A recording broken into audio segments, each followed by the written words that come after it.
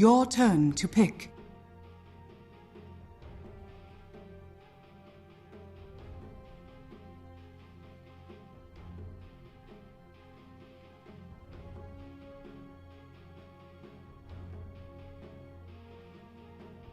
Your turn to pick.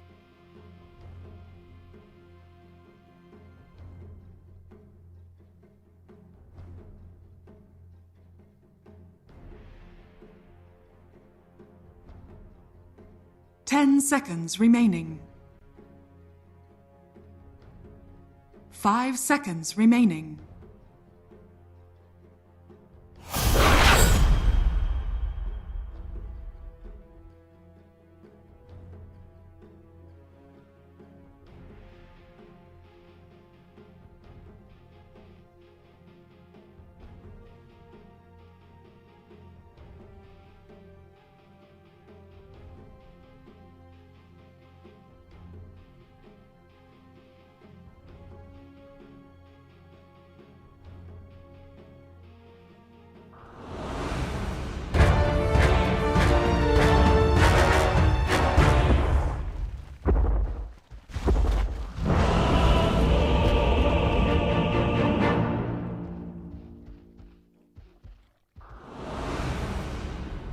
Hell hath no fury like me.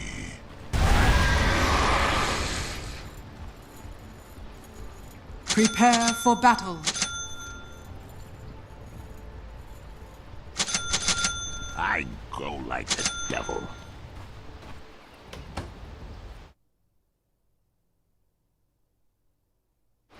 Yes.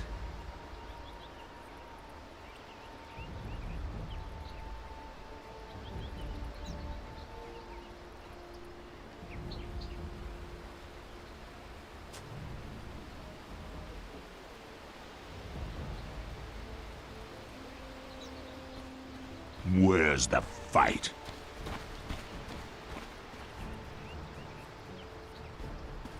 Why not?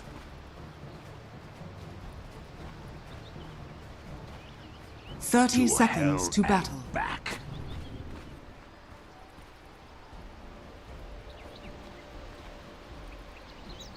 Oh, hell yes.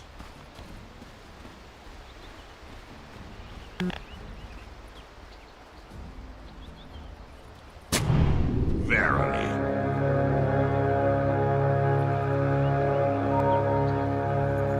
Yes. The battle begins. Proud.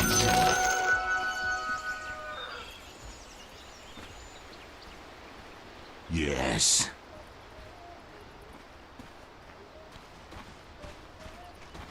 Forward.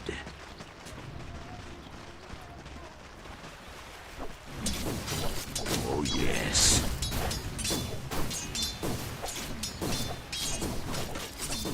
Hell's fury burns. Hands off. Onward. I'll take that. Yes.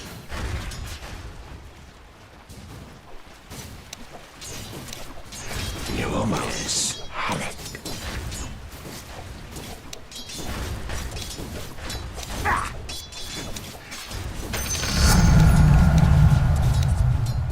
I go like the devil.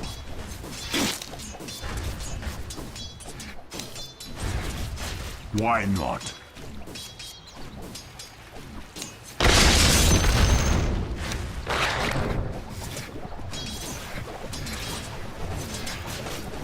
Yes. I'm under attack! Forward.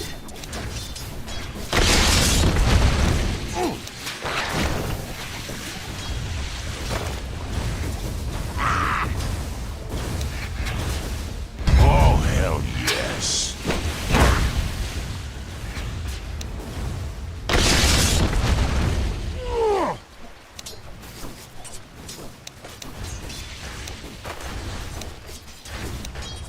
Verily. First blood. That was but the first taste of Growling.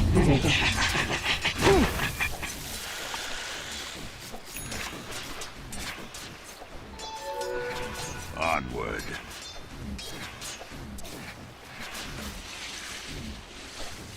Yes.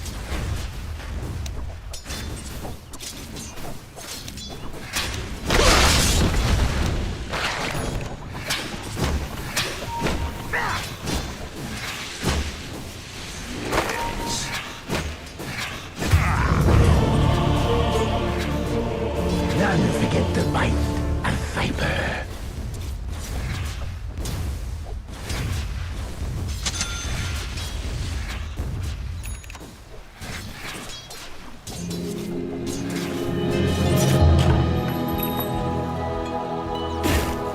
Where's the fight? Lovely. Punched your ticket. That should help. Growling.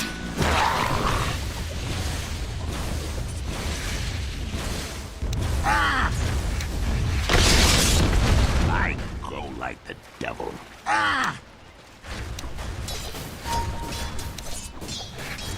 Yes.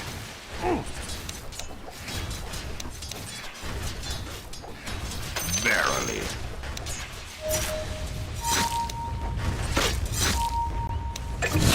Why not?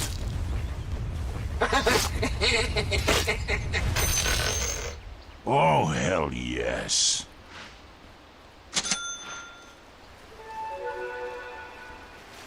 Oh, yes.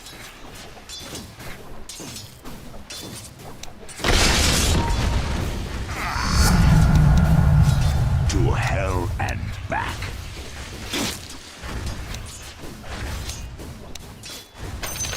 Onward.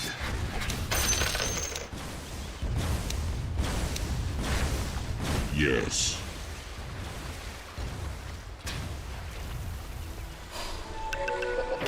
Forward.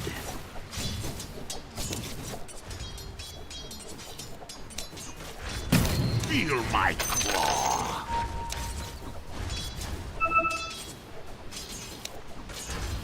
Why not?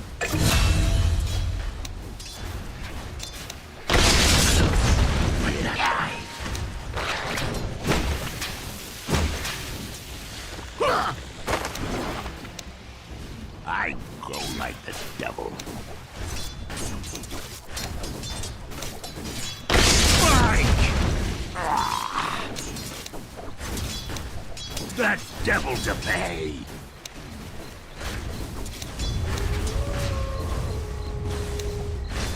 Onward.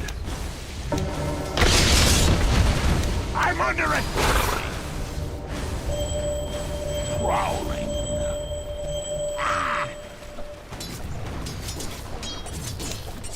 To hell and back. No way. Oh, yes. Paid handsomely. After them!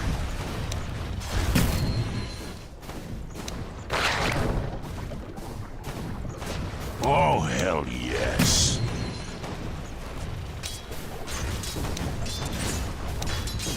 Verily.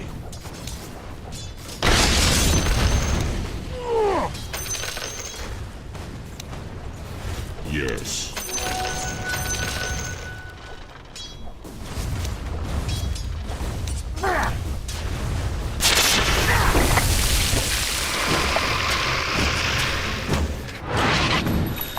Forward.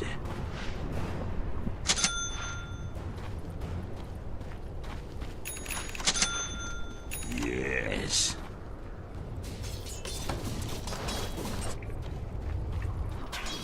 Oh, yes.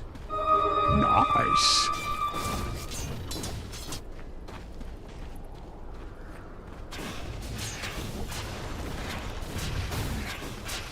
Yes. Ah! Verily.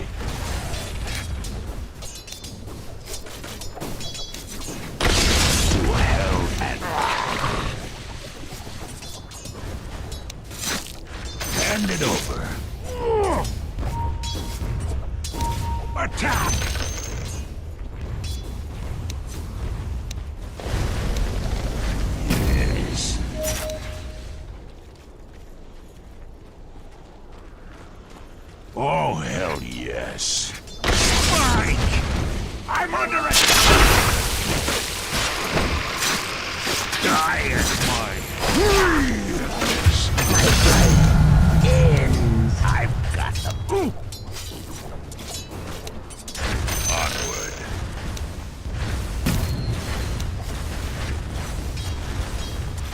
Yes.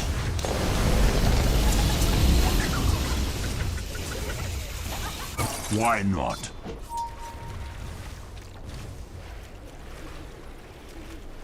I go like the devil. Money changes hands. Growling.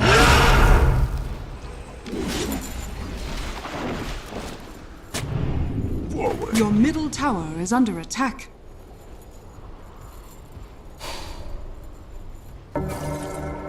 To hell and back.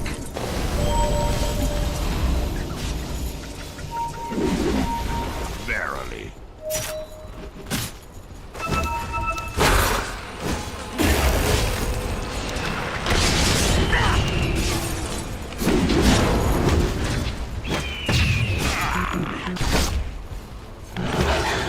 Yes.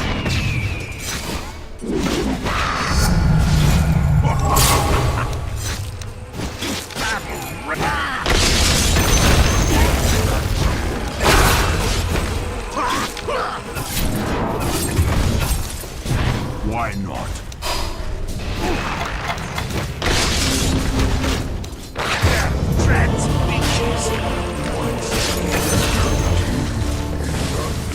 I'll have to spend all night, sir.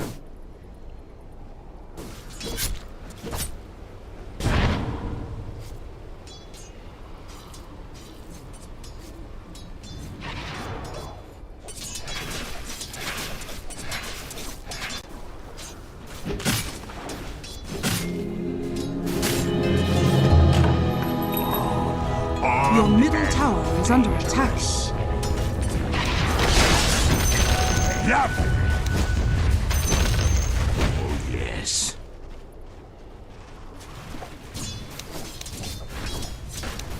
Prowling.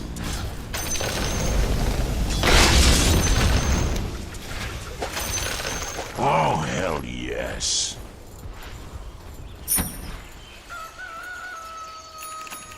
I go like the devil.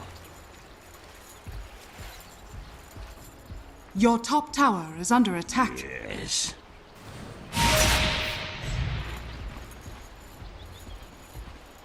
Onward. Get away! This here you die. Yes. I'm under attack!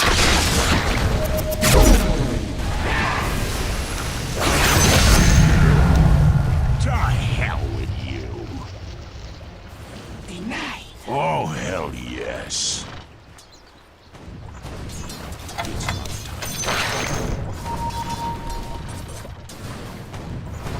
Onward.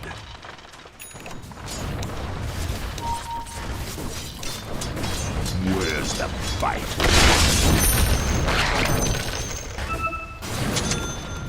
Your Here's top tower all you is under attack. Radiant structures are fortified. I'll put the squeeze on you.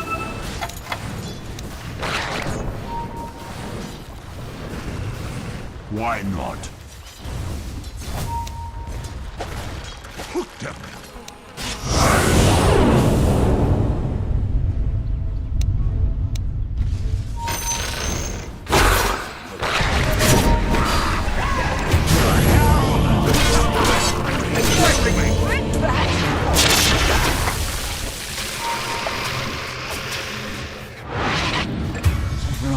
Right. How your blood sours.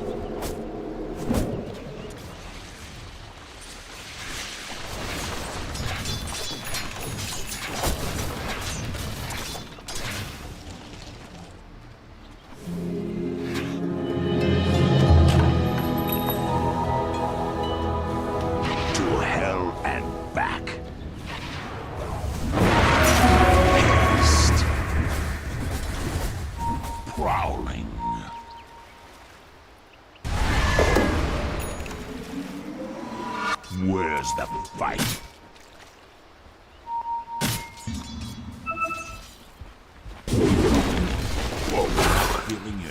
Your bottom tower is under attack.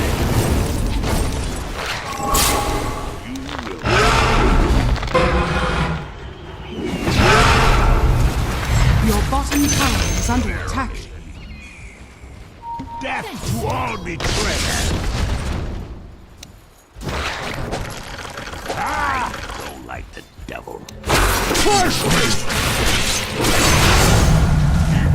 Your middle tower is under attack.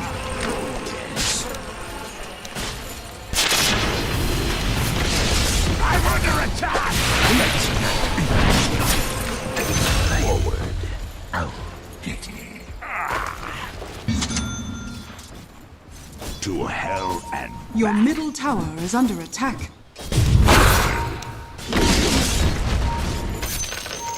yes. Your middle tower is under attack.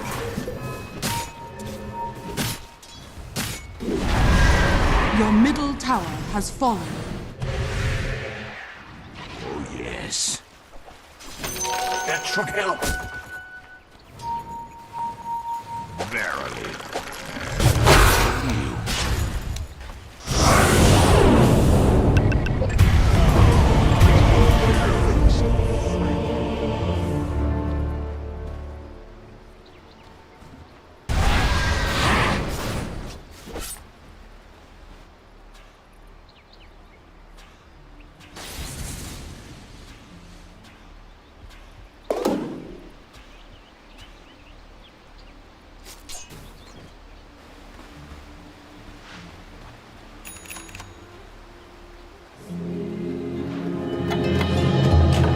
This time, I've brought hell back with me.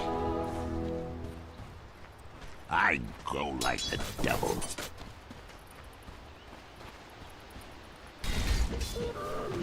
Onward.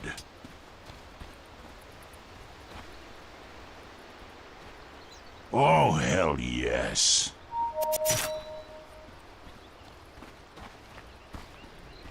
Yes.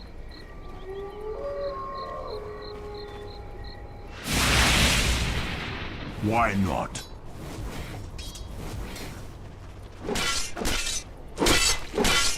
Yes.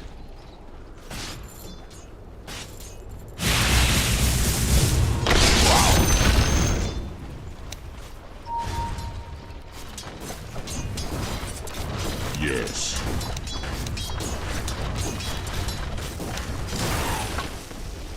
Prowling.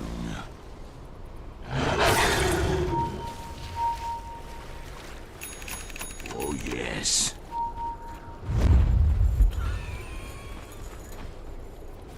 Why not?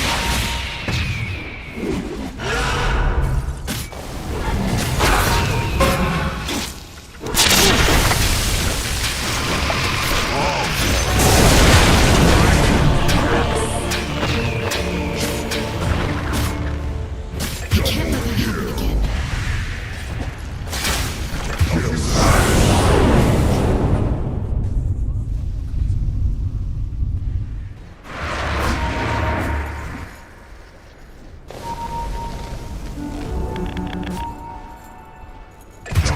Your top tower is under attack. Do a sign for you.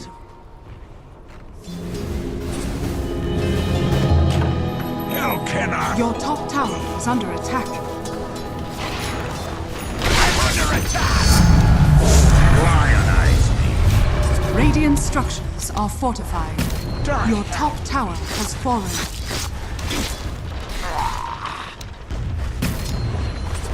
Cower.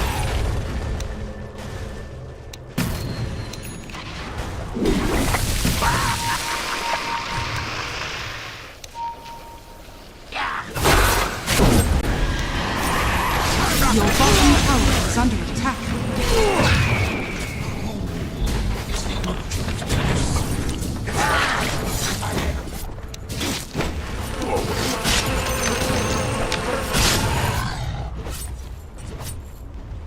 To hell and back. Get over it! Hear myself think. Onward.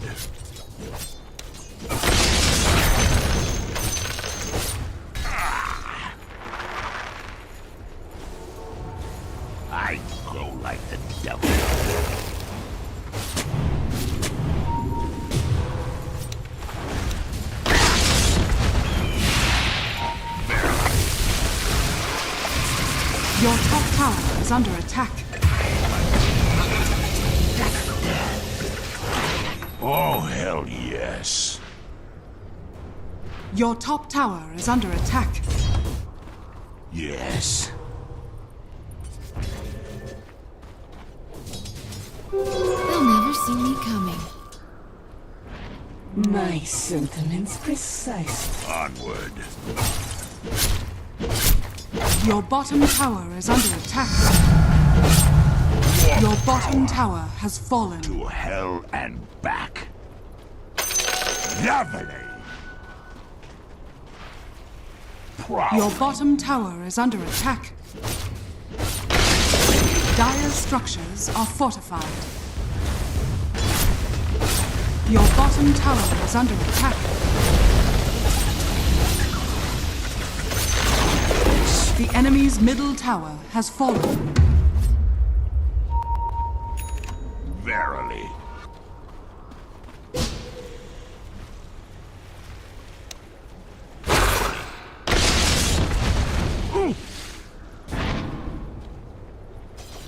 Why not?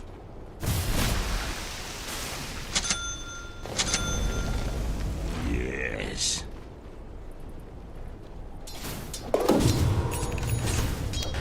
I go devil.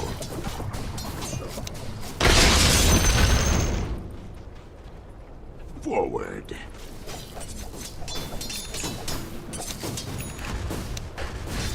To hell with you.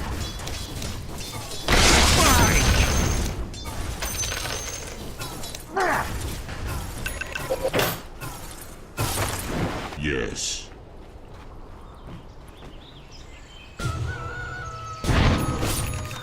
Yes.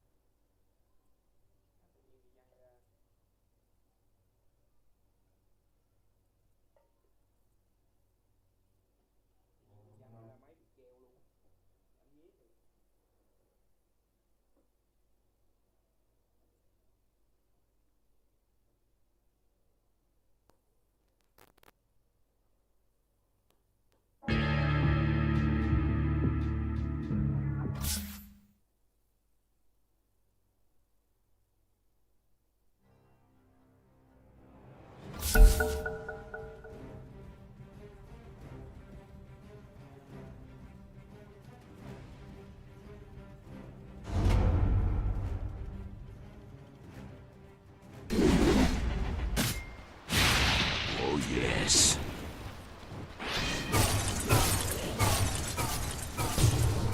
To hell and back.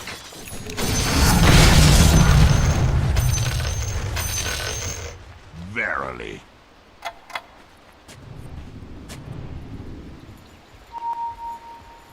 Yes.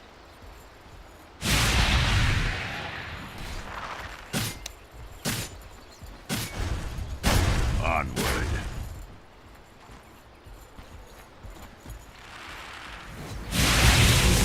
Oh, hell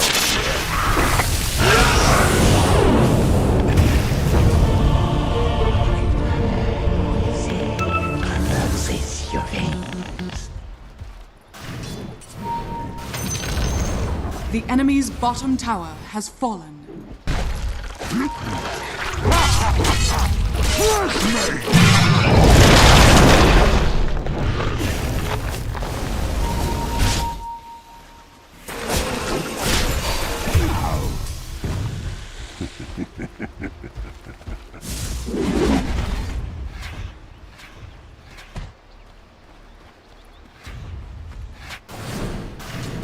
Your middle tower is under attack.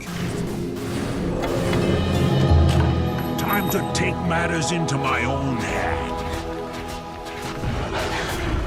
Forward.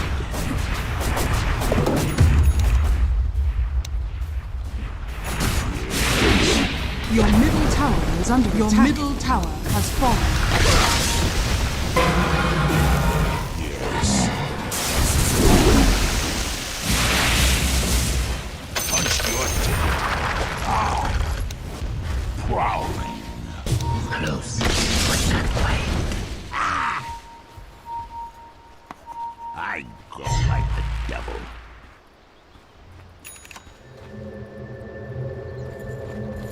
Why not?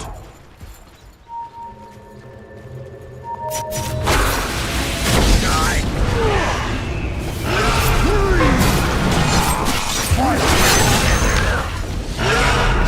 The stars.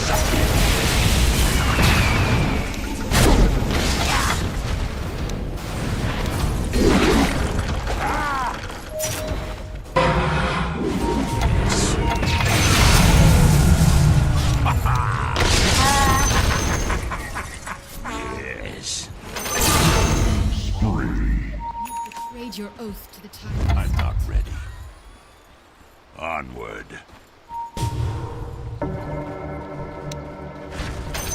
Ready.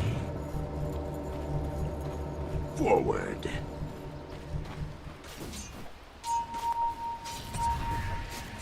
Battle rages. Fresh meat. To hell and unstoppable. Prowling.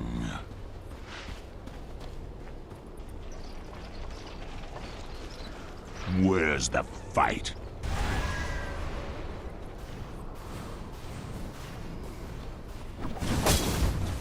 Oh, hell yes.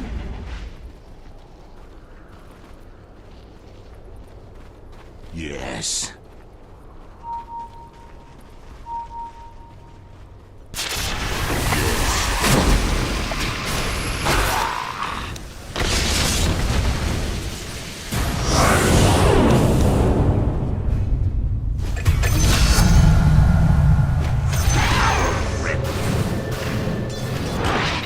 Verily. Radiant structures are fortified. Your top tower is under attack. Where's the fight?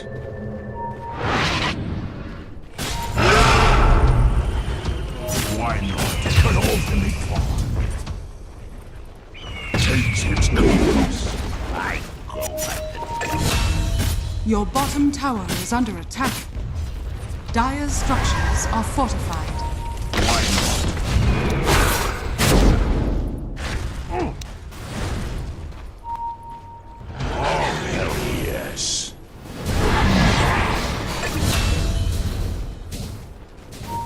To hell and back.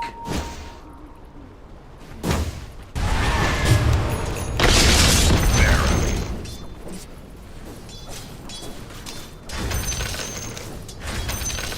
Yes.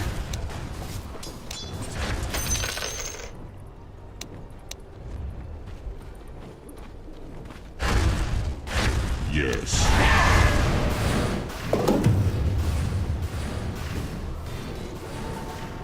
Onward. Welcome to the secret shop. Yes.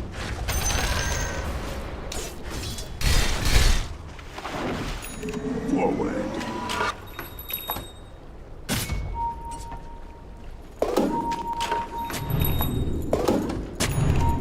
Prowling.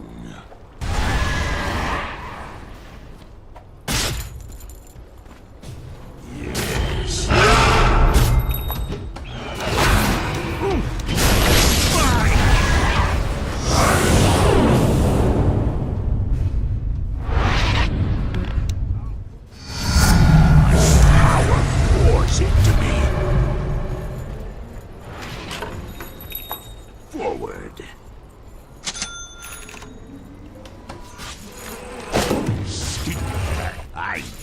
like the devil.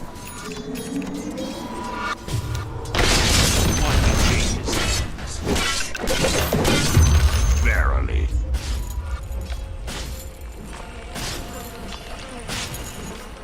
Oh, hell yes.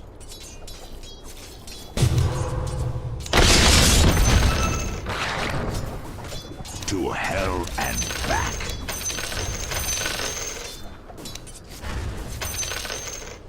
Prowling.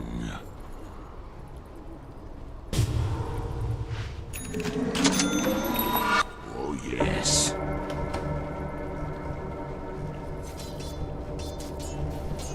Yes. Spike! Where's the fight?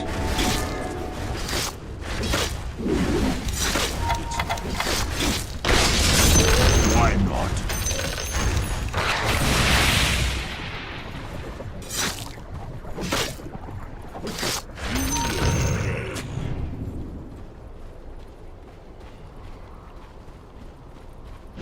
Yes. That should help.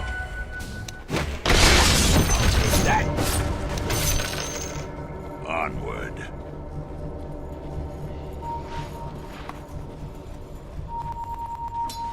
Yes. Here's all you need of hell.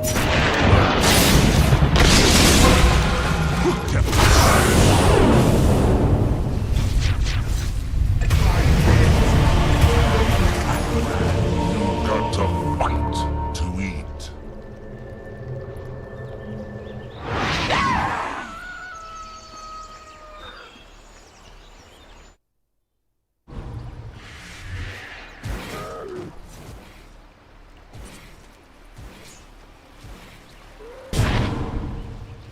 I'm faster than ever.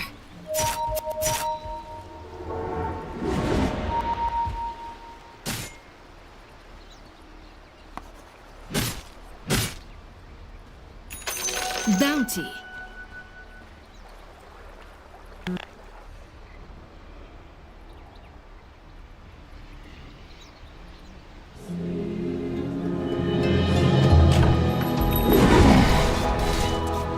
Onward.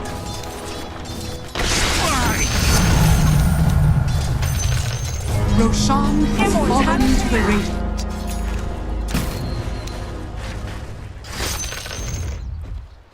To hell and Radiant back. structures are fortified.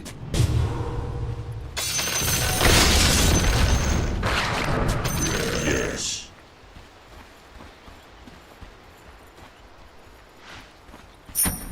Prowling.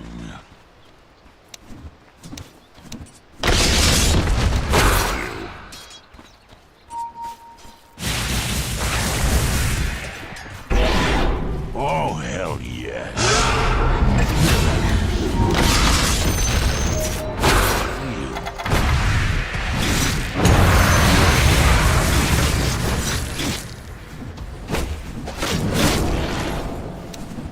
Verily.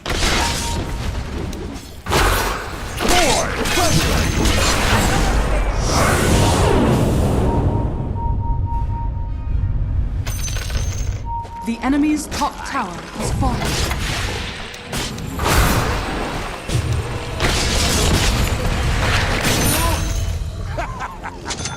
Such strength is mine. Forward.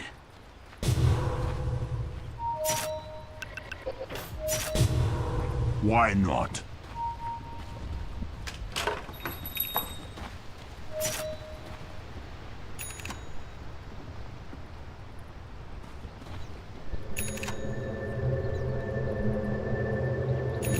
Onward.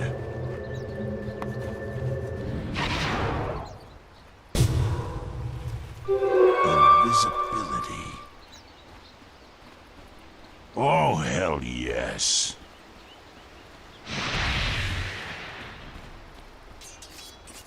I grow like the devil.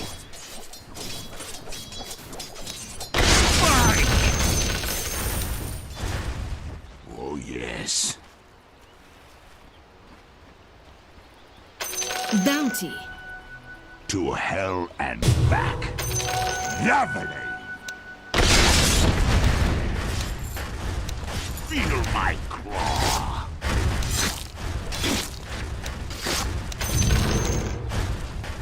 Where's the fight?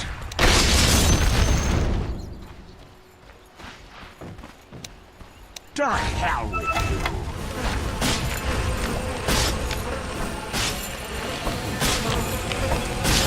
Yes.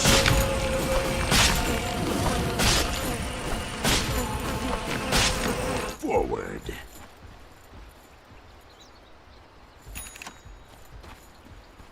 Yes.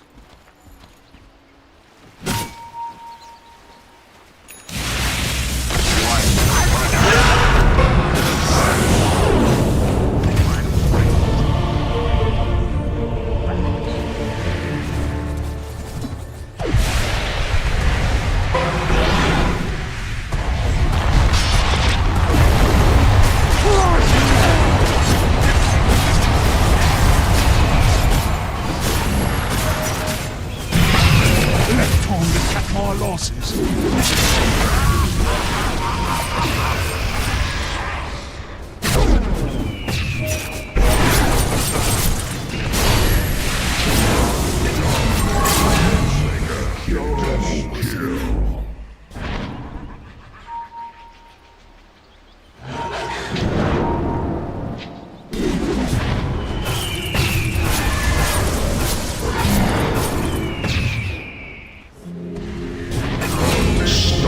Triple kill! Hell, what else can they do to me? Yes.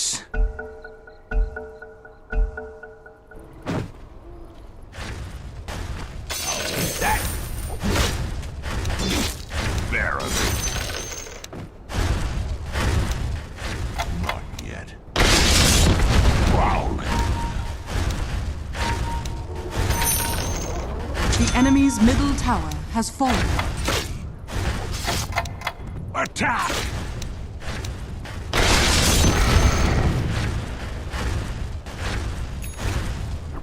Where's the fight? Giving yourself. Yes. Radiant structures are fortified. Why not?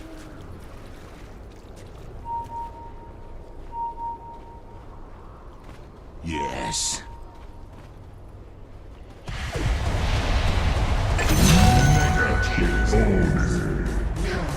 Goodness. Shadow is now but a crater.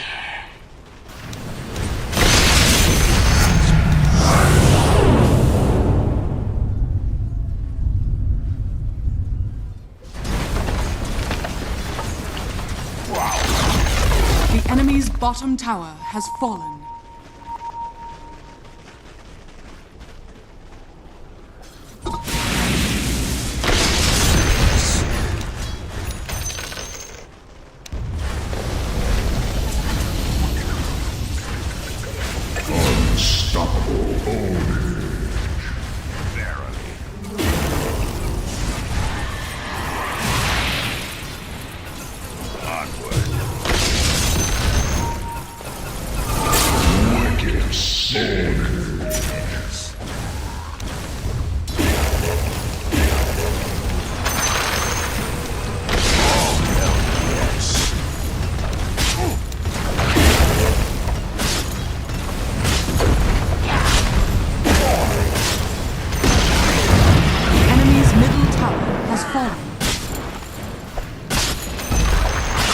The enemy's middle barracks has fallen. Radiant's courier has been killed.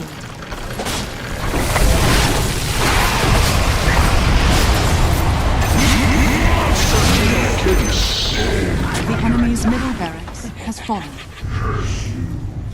Where's the fight? Radiant structures are fortified.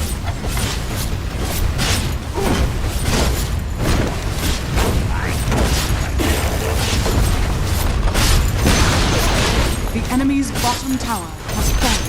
The enemy's bottom barracks has fallen.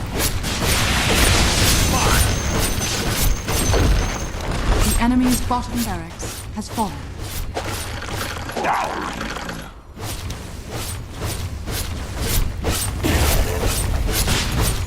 Yes.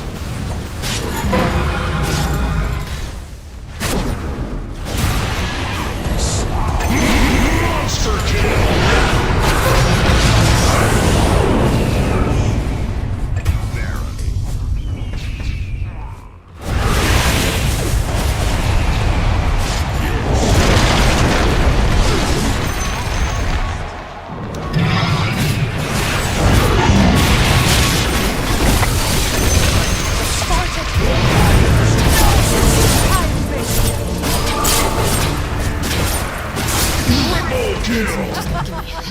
Pathetic.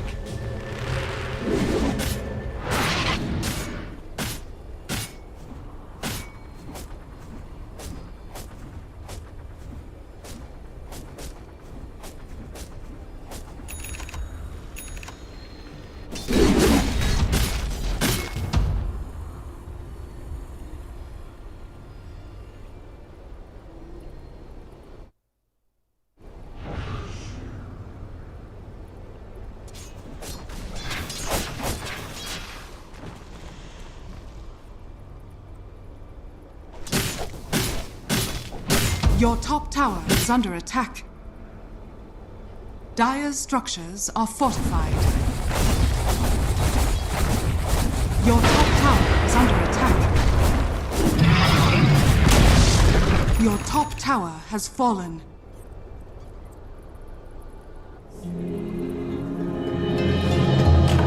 I'll not be tricked. Animal one! Oh, yes.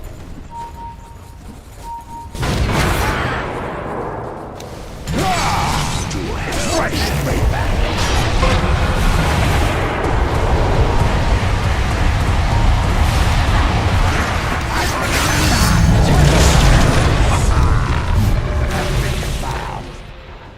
Onward.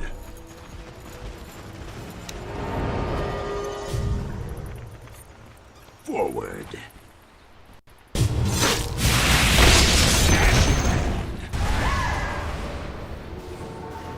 Yes.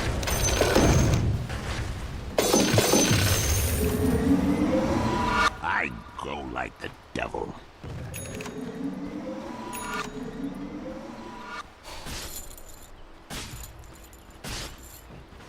Onward. Sting you for that. Why not?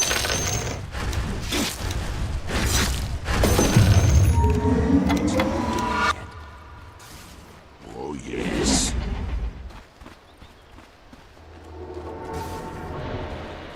Yes.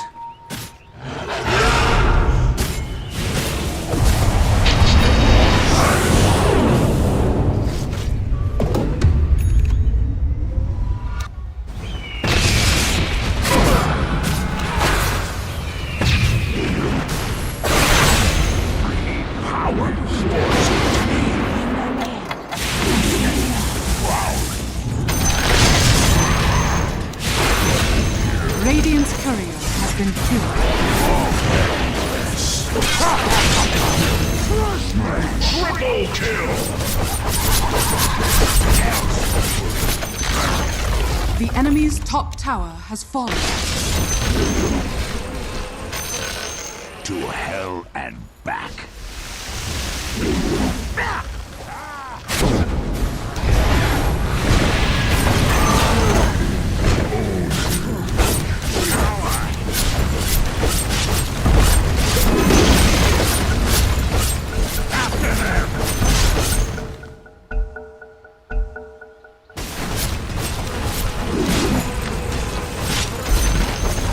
The enemy's top barracks has fallen. You now have mega kills.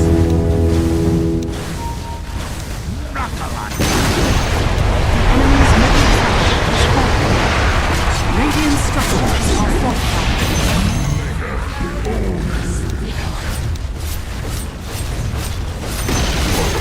The enemy's middle tower has fallen.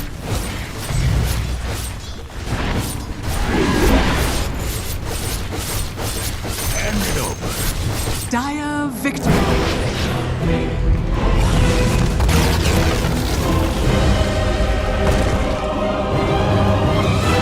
Victory!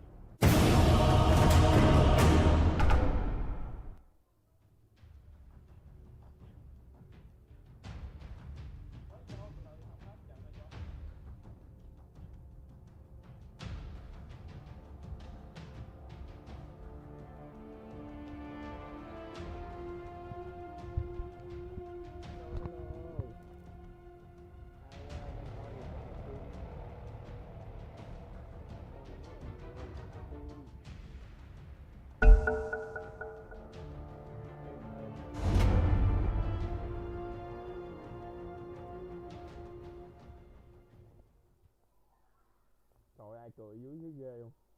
Hứ hứ ha ha luôn kìa. Ủa gì vậy? Ủa? Bà mẹ đáng lý. Ủa mình vô bình thường mà. Đó, tự nhiên cái giờ bị vậy luôn anh em. Coi mất dạy không?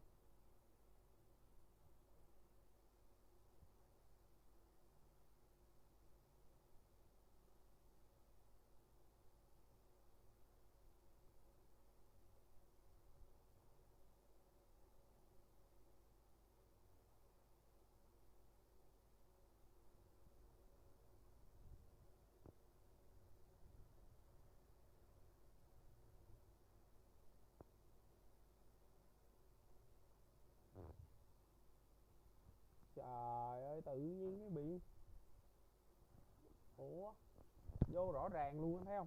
Bấm cái xong rồi cái tự nhiên cái giờ bị Abaddon. Đụng má dâm ô thiệt chứ. Nhiều lúc không muốn nói đâu mà thấy tào lao thiệt hết sức.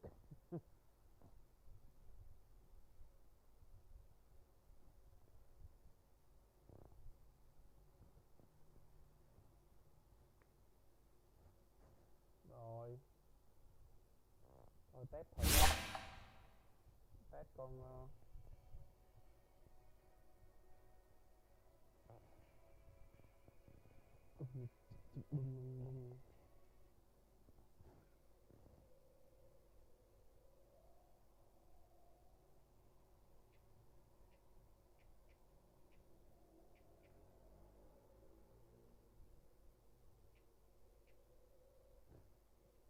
anh em chờ xíu nha anh em. Bà mẹ nó.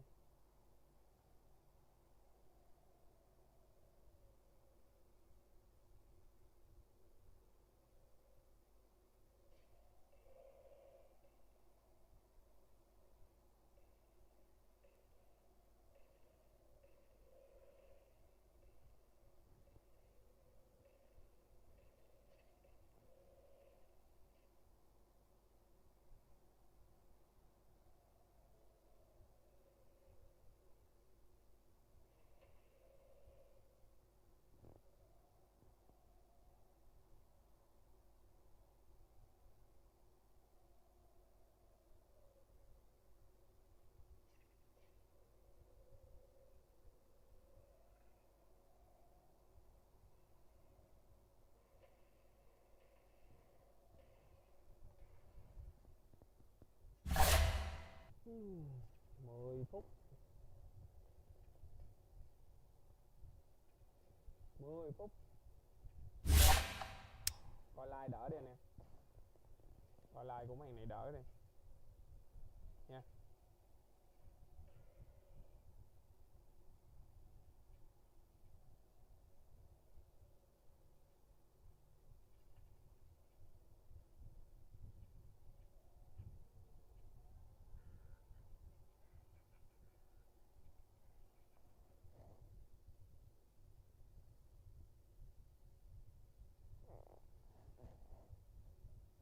It feels like over and over again we'd see these same openers, but that hasn't been figured out just yet. There's still a lot going on. But I want to talk about the history of the teams a little bit more. You know, we can delve on that hero stuff when we do finally see our draft. But right now, the history between Liquid and Gaming Gladiators, it isn't so much just this year or this competitive season this year, but also spanning back to the duration of the 2023 duration of the 2023. Yeah, I mean between the two squads, there's only been one change. Between the two squads, there's only been one change. Those 33 coming in for Zai was and like sure it was a big change. They had to adjust. Sure, it was a big change. They had to adjust for that. But outside of that, yeah, we got some of their top. But outside of that, yeah, we got some previous match encounters. We have previous match encounters. We have Sven, not so meta anymore, but Sven, not so meta anymore, but this is a team they might pick up a little bit. It's only slightly. It's only slightly for this past year. It feels like when I think about it, feels like when I think about it, significantly more dominant than that. Significantly more dominant than that. Yeah, I mean, there's two parts to that. Of course, there's two parts to that. The recency bias of Riyadh Masters was the Riyadh tournament before this one, that big tournament won, and that Gaming won. I also think the second part to that is the fashion in which Gaming wins their games. Historically speaking, against any team of any caliber, not just Liquid, any caliber, Gaming wins. It looks like Gaming wins. It looks like people complain about the patch and the meta being boring, but the patch and the meta being boring. Just because Gaming is so good, just because Gaming is taking a lead and getting every single little bit of advantage out of the map. They just seem to know that out of the map. They just have an ancient stack, and that's your only way back into the game. And that's your only way back to farm it. At the time they are there, they're gonna smoke. They are there. They don't need a ward. They just have that. They don't need a ward. They just have that. That's actually a really, really good point. Yeah, that's actually a really, really good point. I've been like doing a little bit of studying between the two teams. They have a lot of things in common, but one thing they have a lot of things in common. But one thing that's really different is their position. That's really different is their position for. Boxy doesn't take as much farm. Boxy doesn't take as much farm. Because their recent games log greedy, because he stack like to stack a lot. He stack like to stack a lot. Really good at doing the stacks and getting ahead. Really good at doing the stacks and getting ahead. That kind of secondary carry needs that position for to kind of run around the map and get something done, run around the map. And sometimes if you get something done for the team, and sometimes if you don't get it done,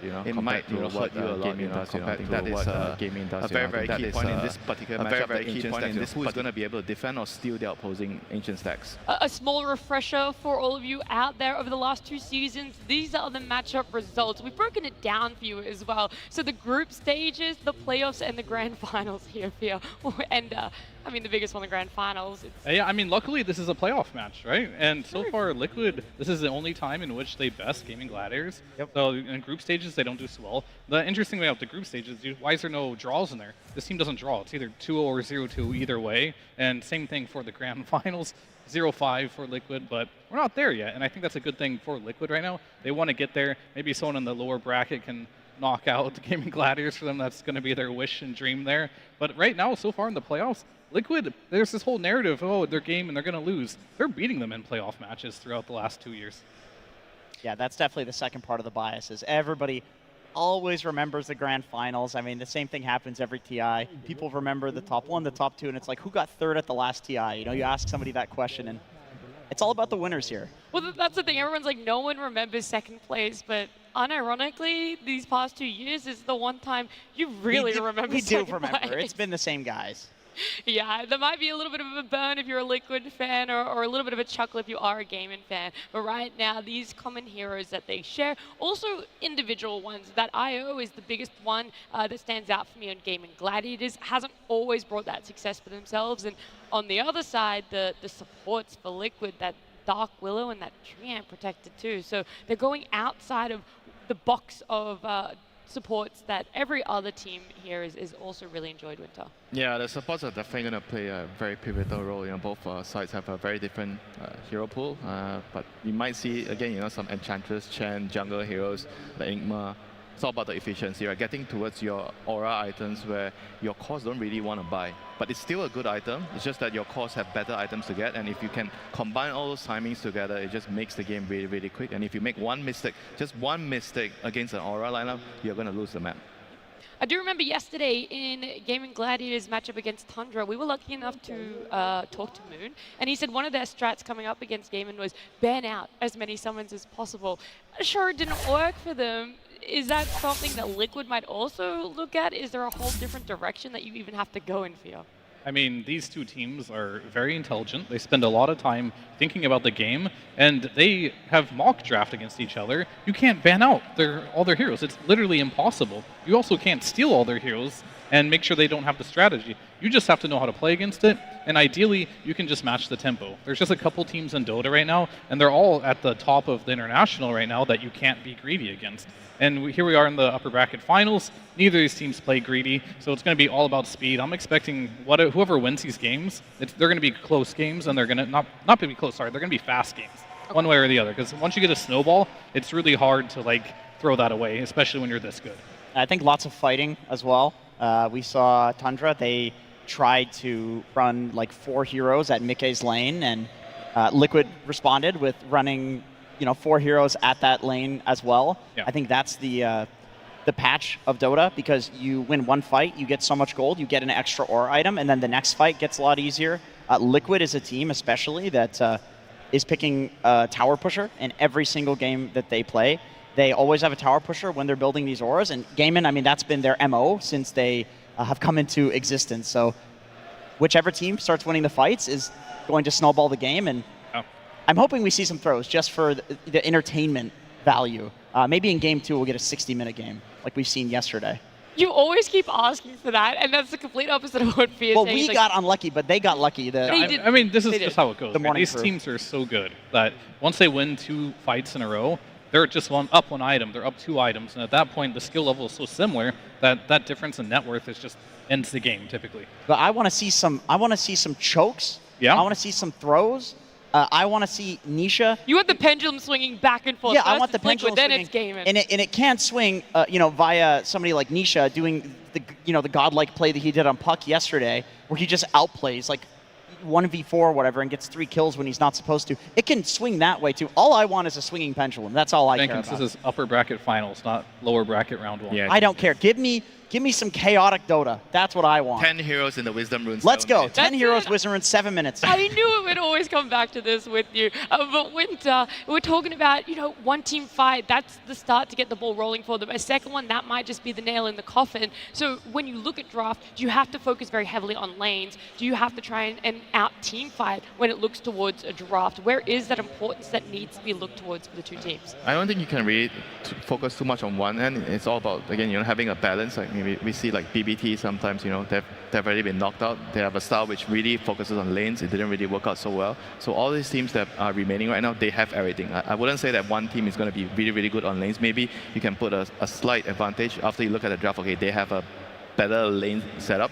But overall, I think if you want to win now, you need to have everything. You need to have a balanced draft, good lanes, you have some team fight, you have some late game, and it gives you options, right? Even though most of the times this games between Liquid and Gladiators, they don't go really long. But a lot of the drafts have a bit of everything. You kind of have to be able to have decent lanes, and you have to be able to fight. I have one theory with regards to how... Do love your theories. How one of these teams can irk out an advantage. And between these team fights, let's say you take a fight, it goes 50-50. How do you get some extra gold out of that? How do you turn that into an extra aura item that they're not going to have in the next fight? And some of the heroes that can do that are Doombringer, because he literally just creates gold, and Visage, which has been a pretty contested pick for 33. A lot of teams are banning this out. So I could see that being a strategy for Liquid, is just 5-manning to the 5-man of Gaimin, but then having these heroes that get more gold out of it, even if the fights go 50-50. When you're talking about the Visage getting more gold, you mean the facet. Yes. Yes. If you would like to explain for people who might not be up on par with their Visage knowledge. So the Visage facet basically gives you gold within 3 seconds if you've soul assumption somebody, but it's the most generous interpretation of the facet. Okay. If the soul assumption is flying through the air to hit somebody and they die to anything else, you get the gold. So you show up the fights, it's just a Midas. You're legitimately Midasing heroes. I thought it was going to be very overpowered coming into this tournament. It only seems like it's Team Liquid that agrees with that, but they have 33. This guy's the best Visage in the world. Jenkins, you're missing one hero. That's Alchemist. Okay. He also makes gold out of nothing. Yeah, pitch me the Alchemist. Which team? And Bounty Hunter while you're at it. No. Let's not talk about that. Yeah, we gotta stay on track. We gotta look at things that I thought we're nitpicking here. No. So you think Alchemist for Game and Gladiators then? Yeah, I think it's a hero that really suits Duracho's playstyle. We seen him like yesterday. I feel like the hero fits the way they want to play the game. He's very, very useful in the early game fights. He has a time where he's weak, where he needs to farm the Radiance. But even yesterday, when he didn't really get the Radiance, when they're defending the middle tower, I still see him showing up to defend the tower. It's not like a hero that, without Radiance, I'm not going to be on the map. I'm going to be just hitting creeps. Yeah, he's willing to show up, and luckily Alchemist has a stun, so Duracho can actually contribute to the fights, because whether he has a stun or not, he's showing up to the fights. Yeah, that's true. That's even before this patch. Let's talk about that's just something Duracho loves to do. He loves to show up to fights whenever he possibly can. Jenkins, I know you're holding out for a 5v5 at a 7-minute Wisdom Rune. Any other wishes that the rest of my panelists would like for this series? Gate gank. 10 heroes, it's what, 6 minutes, catapult wave comes and there's like everyone's going, Mickey and Insania going through the gate. They do double gate all the time. Yeah. And Fear, any wishes from you? I just want to see the cheesiest Dota possible. Auras galore, 5-manning, every tower. Look, that one might actually be possible, and I won't keep you waiting too much longer, especially those out in the crowd, as we do have our game #1 draft. Team Liquid versus Game and Gladiators. Game 1. Our upper bracket finals here. Liquid against Game and Gladiators. Game #1. Draft coming up onto our screens, and we're going to see the first phase bans as well as that Doom opener. Exactly what you talked about, Jenkins, that you're able to pull gold out of nowhere on this map. I think whenever you have two teams that are so close in skill and so close in playstyle currently, that this does make a lot of sense. I mean, it's a 33 classic hero. The hero does not have a good win rate by any means. 36.4% on Radiant, 43.8 on Dire, of course, because he's a devil. That makes a lot of sense. But not a good win rate. I would imagine Liquid's win rate with it is quite a bit higher, because this is another one of those specialty heroes that no matter what the patch is, 33 will play Doom. I mean, the issue with this hero, I think we've briefly talked about in previous panels, is like the games that he has looked not so good are the games where he's been picked early and he got countered, but they don't really have the suitable position for a hero that can enable Doom in the lane. And some of the games that when we see Doom doing well, he was picked into a game later and he was picked with a purpose, like for example dooming a Kunkka in a team fight. He has a very, very direct contribution in the team fights, which allows them to win the engagements. Sure. Yeah, that makes sense. And I think, we've talked about this a lot on the panel, trying to figure this hero out. And Liquid does really like playing Dark Willow, and Dark Willow is one of the best heroes at getting you through the first 1 to 3 levels of the laning stage. This is where Doom suffers. This is why I think the win rate is so low. People crush it in the laning phase. I can just hear the crowd, by the way, one chanting for Liquid, the other one going for Game. I'm on the Liquid side, so all I hear is the Liquid. All I can hear is the Game side on my right. I mean, those stats they showed about Doom truly don't matter. Is 33. Hasn't lost a game on it yet. 100% win rate. Wow. So How many games? Put that one up. Only 3 right now, but still a decent amount of games played. But I wanted to talk a little bit about the carry meta. Wouldn't just kind of talk about the Lone Druid ban in there. This is like kind of brand new. Going into this tournament, Lino was up there. She was banned every single game in the first phase. Then people started picking Wind Ranger. That seemed good. Then Luna came out of nowhere. It's like, wow, Luna's really good in the Road to the International. Now there's some Lone Druid hero that everyone's playing in the carry position that we might not see. It's really cool to see, like coming all the way up until just like even the top 4 here, that we still haven't figured out the meta. They're still experimenting what's good, what isn't good. One thing about Liquid though is Mickey has not played a melee hero yet this entire tournament. I don't think that'll change as well. So we're going to see some adaptations. They took away the Mirana. This is a hero that Mickey likes to play a lot. I imagine he's going to get targeted pretty hard as well throughout the ban phase, or just deny picked. I mean, wouldn't you say Doom is good against Lone Druid? Because you stop him from healing and you're doing percentage-based damage, right? And Lone Druid is really tanky with all the item build he's going now. So wouldn't Doom be a decent answer actually against Lone Drew? It's hard to say because like yeah, you do Doom him and yeah, you do percentage-based damage, but he also transforms, and these like transformation heroes are pretty good versus Doom. And when you have 6,000 HP, it's already like kind of too much even for the Infernal Blade to tick through. And of course, your bear is always like rooting and doing things on the side. I think the hero just right now is too annoying to let through, especially because Gaming Gladiators, they proved that they can play it on Ace in the past, and now most recently, Dyrachyo can play it too, so it's a flex pick. Yeah, I was going to say, I think that's the biggest issue more than anything here. You might, in theory, have an answer for it, but what if you end up not even leaning against it? That Lone Druid has so much flexibility for that side of Gaming Gladiators, as you just said there, Fear. But there was still more respect. Like, that Broodmother also taking out... We're going back to, I think it was... PGL Valahia. This was Dyrachyo's hero of choice. He wanted it every single game and was spamming it in pubs. He loved it. I gotta say, Fear, that's the most excited I've ever heard you sound. I've got like 2 heroes that I really like, Lone Druid and Clinks. This is your meta, dude. I think it's time to unretire. Put me in, coach. Well, give us some more about this Clinks. How is it working on this? Because the last time we saw it competitively, around 3 patches ago. Now, there's bound to have been some changes to it. So is it the way to go? You get the faster where it moves you when you kill a creep? Typically, that's what people like, yes.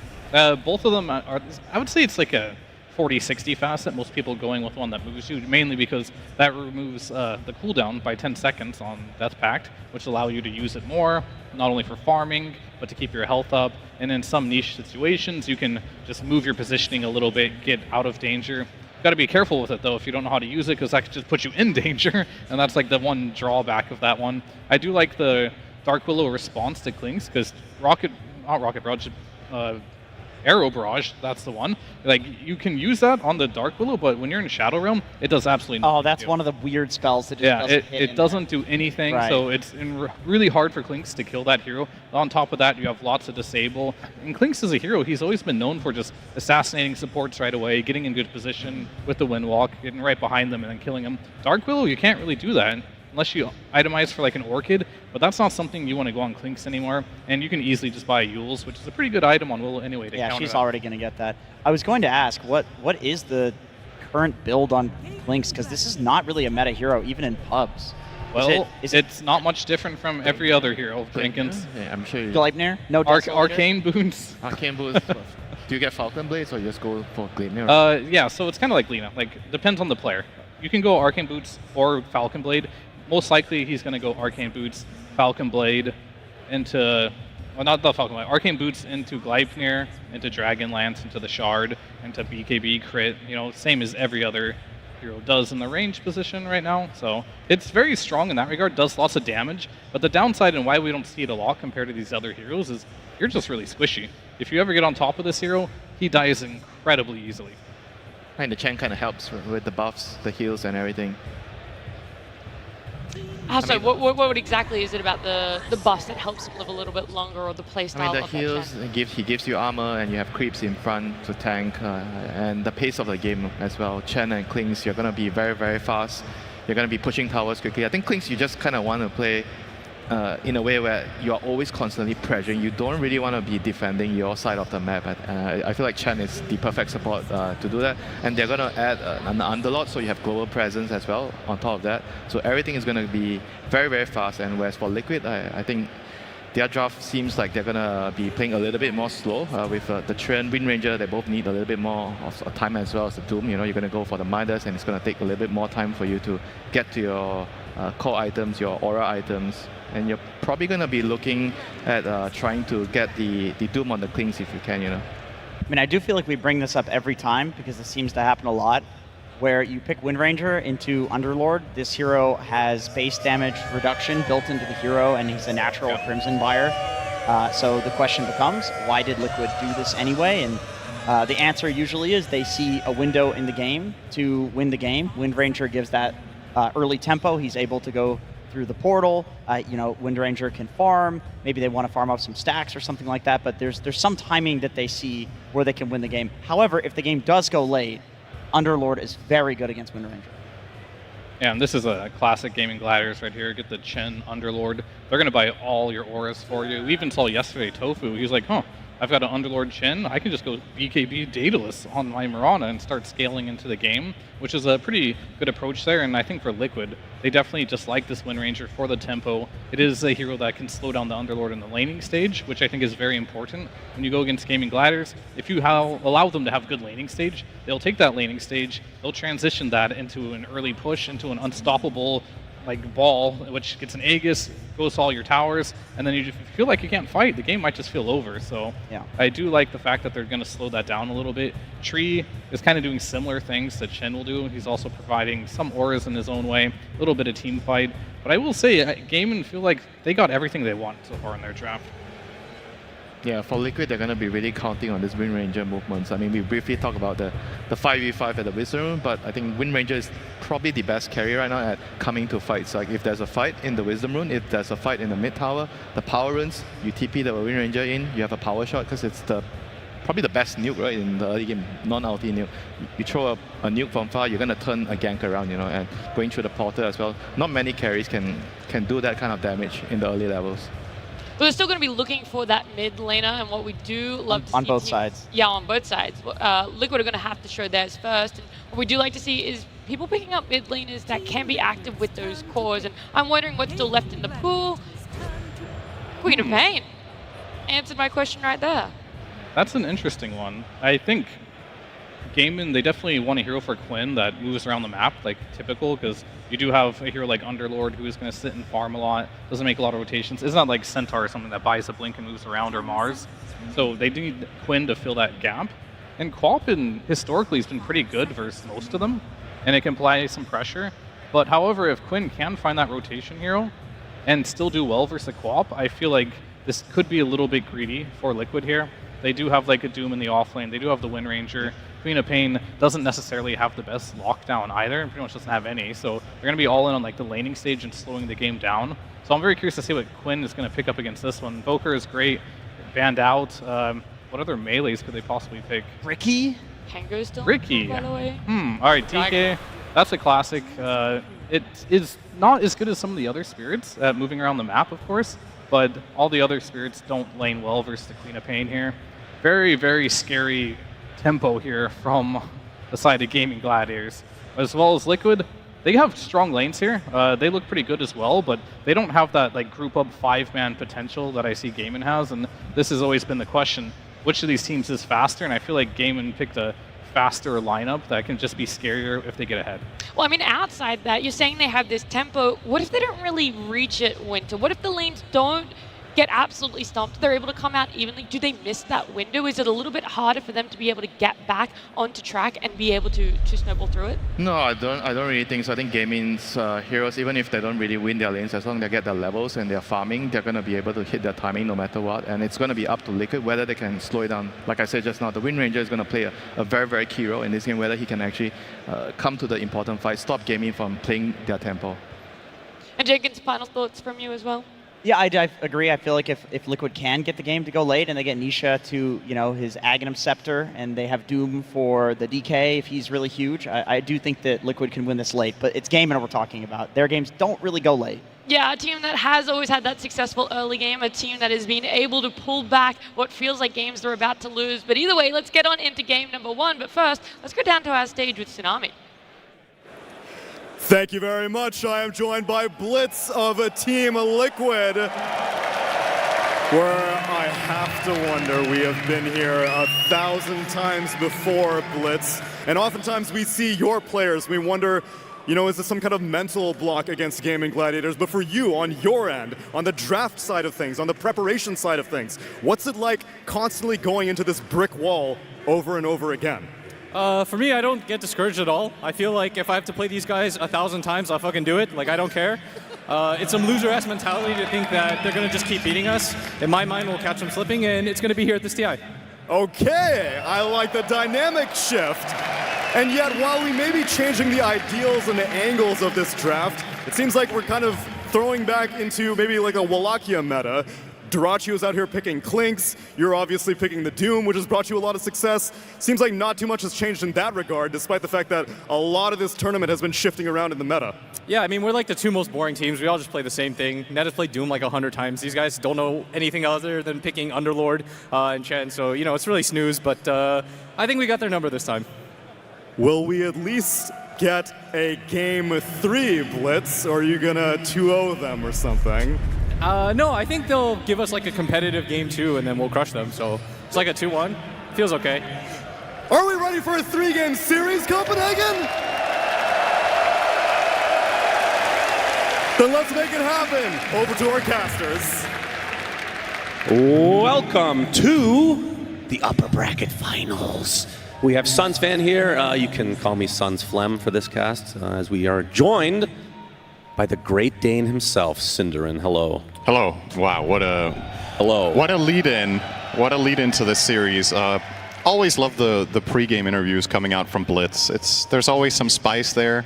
Expecting, and it sounded like hoping for a 3-game series. And yeah, this is... I love the edge that he has. He's like, yeah, we're just two boring teams playing the same stuff every time, and he's obviously just playing into what he's reading on Reddit, which is his second favorite thing to do, aside from being a coach, of course. Yep, of course. I think this is the type of game that the talk of the town after this game is going to be Clinks, right? It's the first pick of the entire tournament on this hero. Gaming Gladiators pick it as their second overall hero. Yeah, why so early? That is my question that remains to be answered. I think part of it here is this must be a lane counter, that they consider this hero exceptionally good against Doom, that this was what they prepped. And of course, a little bit of an X factor that I have started looking for a lot when teams are picking Mirana is how can you get multiple cores that really benefit from Solar Flare. Clinks gets a ton of attack speed and damage from that Mirana, so does the Dragon Knight. So, you know the way Gaming Gladiators usually like to peak around minute 20, it feels like Clinks is the type of hero that could do a ton with that Mirana. Yeah, absolutely. And in terms of the Clinks, we did see this in a few patches not too long ago. Cinder, I'm going to talk with a little deeper voice. I've seen it gone through the second puberty of my life for whatever reason here, probably because of your presence. As actually Boxy is going to get gone on here. Celery, not able to finish the job though. But what kind of late game presence does this Clinks provide in this meta? I don't think thinking about late game when you talk about That's game true. even makes sense. That's true. This is a never team, even seen it. I genuinely feel like the more I watch them draft, the less they care about scaling. It's not... Usually, honestly, in this tournament, the games that we've seen them lose is because they don't win by minute 30. Yeah. So that's always the timing that they're aiming for, and I'm curious to see how the Clinks plays into that. As I was saying yesterday when we were covering a game of theirs as well, is I think the way you prepare and you fight Gaming Gladiators is that you prepare for the first 20 minutes of the game and what you're going to do there. And if you survive those 20 minutes and you know what, then you can think about what you want to do next. And I think this time around for the side of Liquid, you've got some really solid lanes and strong team fight. My main concern is, do you have enough damage? Because this is the issue that we've seen a lot of teams run into against a team like Gaimin, is you reach this 20-minute mark and they just can't kill them anymore. Yeah. Can Queen of Pain handle that with some pure damage? Can you handle it with just the Doom preventing Gaimin from healing? You can still put on the shields. We'll see if there's enough in the tank. And of course, potentially the highest teamfight damage output hero in the entire game right now is also on the side of Liquid with Mickey on the Windranger. But this hero is item dependent to get there. You kind of need that Gleipnir plus at least Crystallis, maybe even Daedalus before it gets truly outrageous what damage you output. And that is not a common 20-minute inventory on that hero. And of course, in this upper bracket, we'll be finding out what region goes on to the grand finals. Will it be EU or EU? And then in the lower bracket, EU or EU. Yeah. Very surprising stuff. I mean, these two teams are no strangers to each other, Cinder. We have seen, I don't even know how many games, actually, but it usually is Gaimin that come on top. Yeah, Liquid have had their number a little bit more this year than previous year, which I think is probably a little bit inspiring for them, so we have a tiny little pause here. Gives us time to think about this Treant versus Mirana situation, which they're fighting for each other over this Lotus pool. Tofu has the stun on to the Treant, so Tofu will definitely get this Lotus and then probably just leap away. Buy that at the Dota 2 store right now. Very cheap. Is that the $5 or the $20? That's a $5. That's nice. That's a good old $5. That's good. Hydrated. That's true. All right. So Yeah, that's exactly it. And Tofu does get the Lotus. It comes at a cost, though. He basically lost his entire health. Celery, he's in a bit of trouble right now. This could be first blood, potentially. Boxy trying to finish the job. Around the trees he goes, though. Gets off the creep to try to block a bit. Actually gets the kill on the creep instead. And Celery into the trees. Boxy continuing to pursue, but in the cover, the tier 1 should be okay. Nice hero placement there from Celery, just standing in that tiny little cubby there, hiding off. There was enough mana on Boxer to use both spells if he used his 8 stick charges, so maybe they could have found a kill there. But instead, now 33 on the receiving end will be okay. Bramble will hold them back. Everybody playing with such little HP in this lane right now. If this is the first time you watch Clinkz this patch, by the way, don't be fooled. It does look like when he shoots tar bombs that he has this like huge cone. He does not. This is it's only hitting the target. 33 will be first blooded here, by the way. And that's going to go to Dyrachyo of all heroes. Was not accounting for the effectively blink with Death Pact there, getting on top of the Doom. So we were talking about this potential pick as a lane counter to Doom. So far, so good for Dyrachyo. Yeah, for sure. And I mean, with this current version of Clinkz, how fast does it come online? Obviously, it's going to be coming online with the rest of Gamen's very fast-paced type lineup that we've been seeing so much of. But how fast would you say, like what item? Like the first 2 items, let's say, he's going for? I mean, I'm assuming Gleipnir is the choice. And then the question is, do you actually buy your shard, or is that the second one? My frame of reference for this hero is a little bit lacking because we haven't had a single game of it all tournament. So, you know, sometimes you see the pub builds, but that's not actively what works in pro. Okay, nice pressure there onto Nisha from Quinn. Gonna force him back all the way between the towers. Now, Quinn's in a little bit of a compromised position, but nobody's coming in from the side of Liquid. He's just running him down here. It's gonna force another blink. Wow. Really bullying Nisha here. Actually go back to base, too. He's losing a full wave in his own tower. Yeah, that is really a bad. major loss. Quinn will be hitting level 6 quite much earlier as a result. We'll see if he can keep putting some pressure onto that tower with that. Of course, the dragon form. Quinn has opted for the Fire Dragon facet. I think it's the only one we've seen all tournament, bar 1 game of Green Dragon, dare I say. Really? I don't remember that one. And the reason I checked is if you're getting any other facet than the red one, it's because you're playing mid and you're playing pace. Or you misclicked. Or you misclicked, of course. That may have happened once or twice this tournament. Sometimes you even forget to pick your facet. That's right. But they would never admit it, though. Big damage. We'll be okay, though. Yep, this lane, Mickey sitting on 30 and 5 CS. And, I mean, Ace is also just having a great time this early game. That is one of the scariest propositions for Liquid, trying to shut down this Underlord. Quinn in his dragon form. It's the dragon tail off, continuing to harass the absolute living crap out of Nisha. He's already down to 3rd health again, and this is perfect timing for Gaimin. So they have Siege Creep, Chen is coming in with 2 additional creeps, they have Tofu flanking from the right, and Quinn will keep tanking this tower as much as he can to keep the Siege Creep alive, just barely staying on the outskirts here of the radius. He needs to go in and take a hit here, we will. Liquid kind of have to respond to this. I feel like you can't just sacrifice this tower minute 6. They'll glyph for now. Let's see if the rotations are coming. Gaimin are keeping tabs on the support rotations here. 2 shard golems here able to throw out a couple of stones onto Boxy. Yeah. They'll finally kill off the siege here, but yeah, half HP tower and they use the fort. As Mickey already making a quick rotation to the top lane. Dyrachyo completely out of mana. You're going to see the leech seed on top of him as well. Pops the wand, but Shaq actually does not connect. Either way, uses the Death Pact blink to get out of arm's length, but it doesn't matter. Mickey finds him in the end. And meanwhile, mid lane, they got takes out Nisha. Yeah, that Dragon Tail arrow combo. A tail as old as time will get Gaming Gladiators effectively an even trade, I suppose. I mean, Clinkz was the top net worth in the game, so I assume Liquid are somewhat okay with that. But going back to what we were talking about Gaming Gladiators pacing in this game, if Queen of Pain has a bad start, I really worry for their ability to stop the ball when it's coming in 15-20 minutes. I think Nisha has a very important role to play that is largely down to a good Dagon timing and level 12. He really needs to get Sonic Wave up and running. So yeah. Well, 33, one of the few players in this tournament center that has been able to find some success on this hero. A horrific win rate overall. Yeah, it was funny how Doom did okay in the start. Then we got to playoffs, and he lost 8 games in a row. And then he started winning again. So It's like teams didn't give up on it. They made some adjustments. They figured out what to do to cover its weaknesses and how to play around it. And now in the later stage of the tournament, we've seen Doom doing quite a lot better. Dust onto Duracho. He's also doomed. Yep, mildly inconvenienced though as the TP comes in. Quinn not able to save his comrade as the Dark Rift is there from Ace, and 33 still pretty damn healthy. Pit of Malice applied to him into the Dragon Tail, so it's going to be a double root as he is now surrounded, although Insania is in the area. Celery flanking him from behind, and the Bramble is going to put this chase to an end. So they do get the position 1 from Liquid's side. It really helps a lot for the Doom to make these plays that he has the level 2 living armor at his disposal out of Insania. We've seen some games with Treant where the players aren't really opting for much focus on living armor early on in the draft, or early in the game, I should say. But in this strategy, it's very clear that this is Liquid's approach to not only defending their towers, but also enabling their heroes to go that little bit deeper.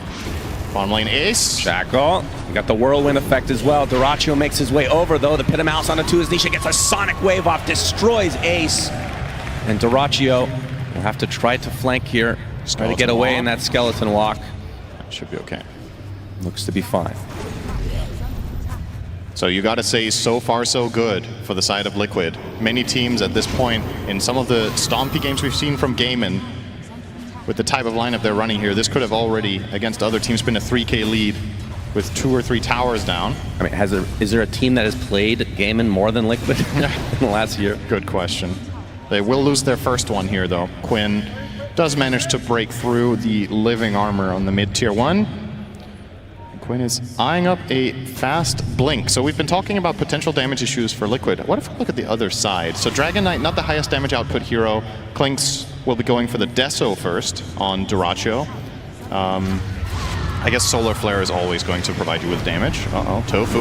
Yep, he looks to be likely, although he's actually going to be able to leak away. Nisha's the one in a lot of trouble. Duracho actually gets the last hit there. Do they have nice detection gank. Now for Boxy? Boxy picks up the invis, blood grenade applied. They have a sentry, Tofu. Yep, puts down another one, and that's going to be the death of the support. So 2 quick kills for Gaimin Gladiators. A very back and forth affair so far in this game number 1. And now the Queen of Pain and the Underlord neck and neck on net worth again. So clear tiering here. 4 cores well ahead of the rest. I think for Gaimin, if they could choose for this to be the game state on those net worths specifically, I think they're happy to let Ace have a little bit of a slower start at the expense of the Quap. And 33 here, looking for his second Doom of the game, but not sure what he wants to go for here, Cinder. And typically you see the Midas at some point, but we'll be going for the Crimson, knowing that Gaimin are going to be pushing really hard.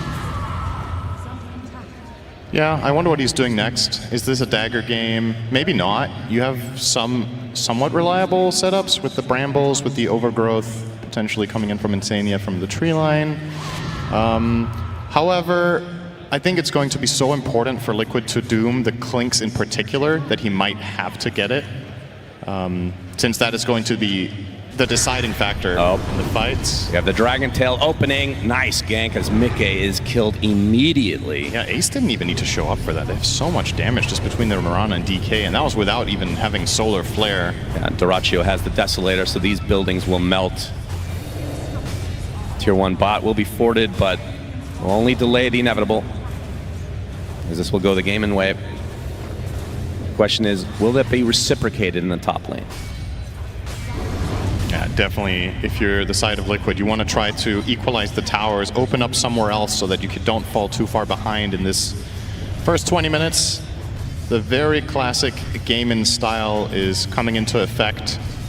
As we said earlier, not the stompiest early game they've had, but they still should be quite comfortable with the position they're in. Liquid will get that tower trade now, going the way of 33. So that's a Crimson Guard complete in 300 gold. Uh-oh, not again. Mickey walks into an arrow. The arrow hits. Do they have the damage? Centaur Stomp to follow. It's going to get the winner off along with the Whirlwind. Insania is there for some moral support. Gets off the Overgrowth, but it's not enough. Mickey falls again.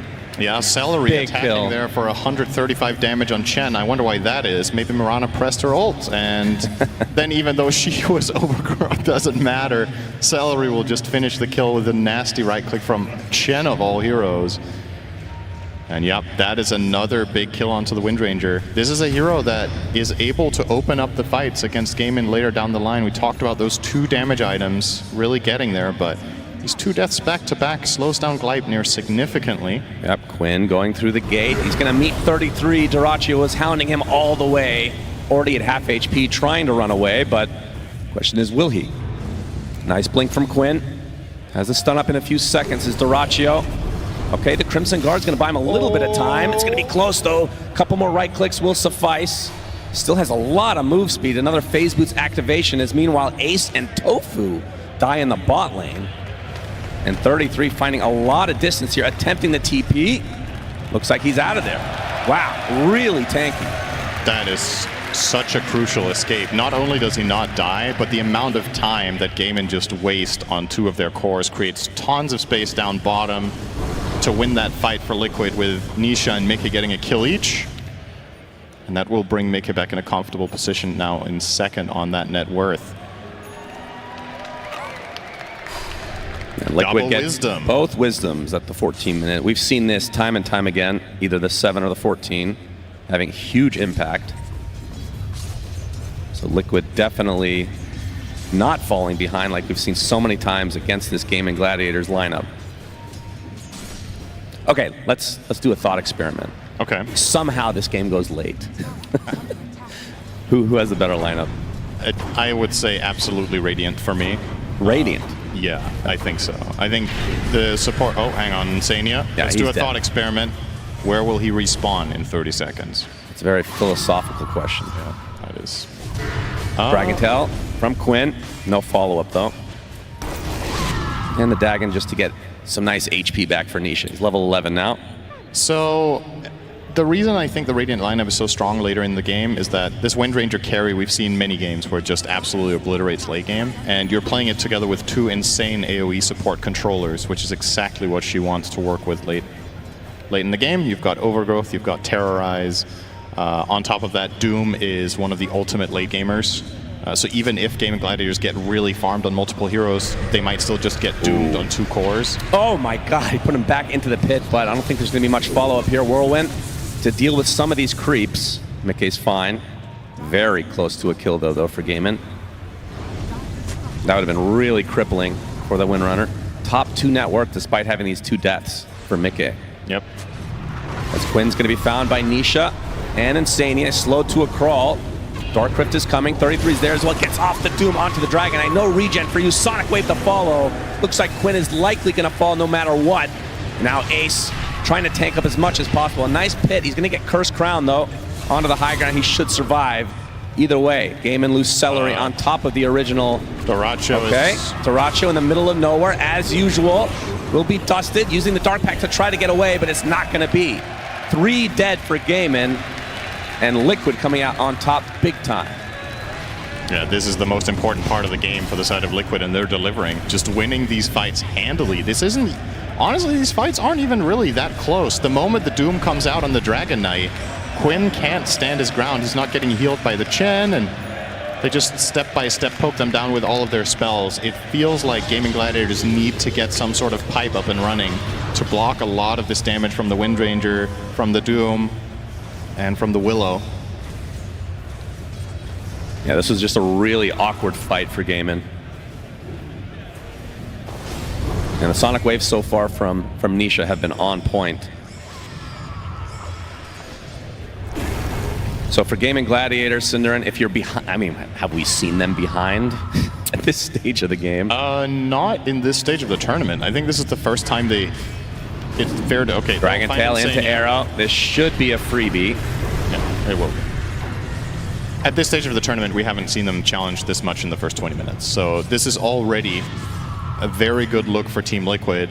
Talked about the scalability of their lineup and the way Gaimin usually win their games, and how sometimes it can seem like Gaimin are losing their way when they're 25 minutes and then things aren't going according to plan.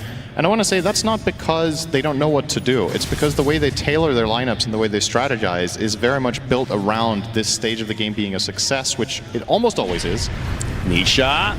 Arrow's going to hit inside the Pit of Malice, so another root will come. Do they have the damage to finish the job? Dragon Tail as well? No. Nisha blinks out. That is a kill with Solar Flare. but it was on cooldown That for is Tofu. actually true. That is true. But Crazy they will stuff. force him back, and they will immediately look for something else here. So full smoke up. Side of Rune now. Liquid are grouped up and trying to connect, but 33, if they found him here, that would be big. Yeah, Will he's he a react in very time? He tanky will. boy. He blinks just in time. Quick fingers for 33. This is huge because this was potentially a Roche kill, actually. If they take out the Doom there, he wouldn't have had buyback, and they could have 5v4'd the Roche, so another good dodge. Dyrachyo dodging the dust as the smoke was popped, but Liquid just going to be happy with the ward expedition here. And Ace has his Greaves. We'll be going for the Pipe of Insight next. And Liquid look like they're looking for a fight. Not afraid right now. Gleipnir for Mickey.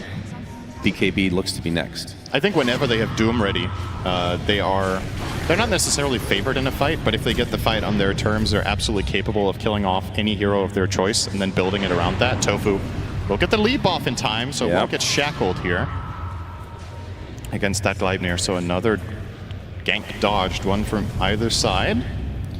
Now, will Liquid force this? Will they just go straight into the tower? And what will Gaimin do? Dyrachyo has no mana. Running around the mid area of the map, doesn't really have much to offer, and looks like Gaimin Gladiators are just full-on forfeiting this tower. So Liquid will grab that, and Insania, realizing that's what's happening, is already setting up for the counterplay because he's anticipating that Gaimin want to trade down bot. And if they're enough heroes set up for this, Dyrachyo gets hit by the Gleipnir. Whirlwind to follow, doing a lot of damage to the creeps, but not so much the Clinks. And 33 finally jumps in, gets off the Doom just to ensure that the Clinks does die. But Quinn coming in with the Dragon Tail into the arrow. Is it going to be enough damage to take out Mickey? It's going to be close. Yes. It's a 1-for-1 for the carries on each respective team. Big Terrorize coming out from the Dark Willow, though, as Quinn continuing to right-click on a 33, doing barely any damage. The Doom's so tanky at this stage of the game, as Insania is stuck in a horrible place. He gets evaporated. Nisha gets off the Sonic Wave, deletes Tofu in turn. So 2 for 2. Nisha's free to move around here. Got the Shadow Realm away. Ace and company looking like they might soft back here. Nisha very low on mana, as Quinn apparently wants to continue on against the Dragon Tail. Again, 33. They are tickling at this stage of the game. Firestorm is a good opportunity to do some damage to him, though, inside that Pit of Malice as well. He pops the Crimson Guard, though. The Curse Crown's going to eventually activate. The Bedlam not going to be enough, as Boxy is finally brought down by Quinn. So in the end, a 3 for 2 favor Gaimin. Yeah, and Liquid get the hell out of there because Ace is bringing in Dyrachyo through the gate. So, a decent outcome, you have to say, there for Gaimin Gladiators, especially if they end up claiming the tower as their grand prize. And yeah, well, with this amount of rally units, it's only a matter of time before this tower says bye-bye. All right, down it goes.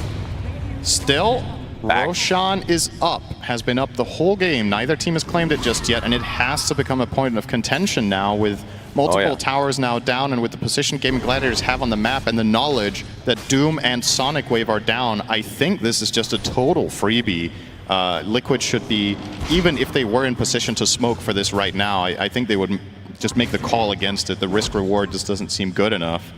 So Gaimin pick up some steam here. They pick up the Aegis. And I'm assuming probably putting it on Dyrachyo so he can play very aggressive. Dragon Knight as a transformation hero, all right, he is the choice. I mean, this is a hero that we sometimes see people put it on, sometimes they don't, because the second life isn't as good as the first.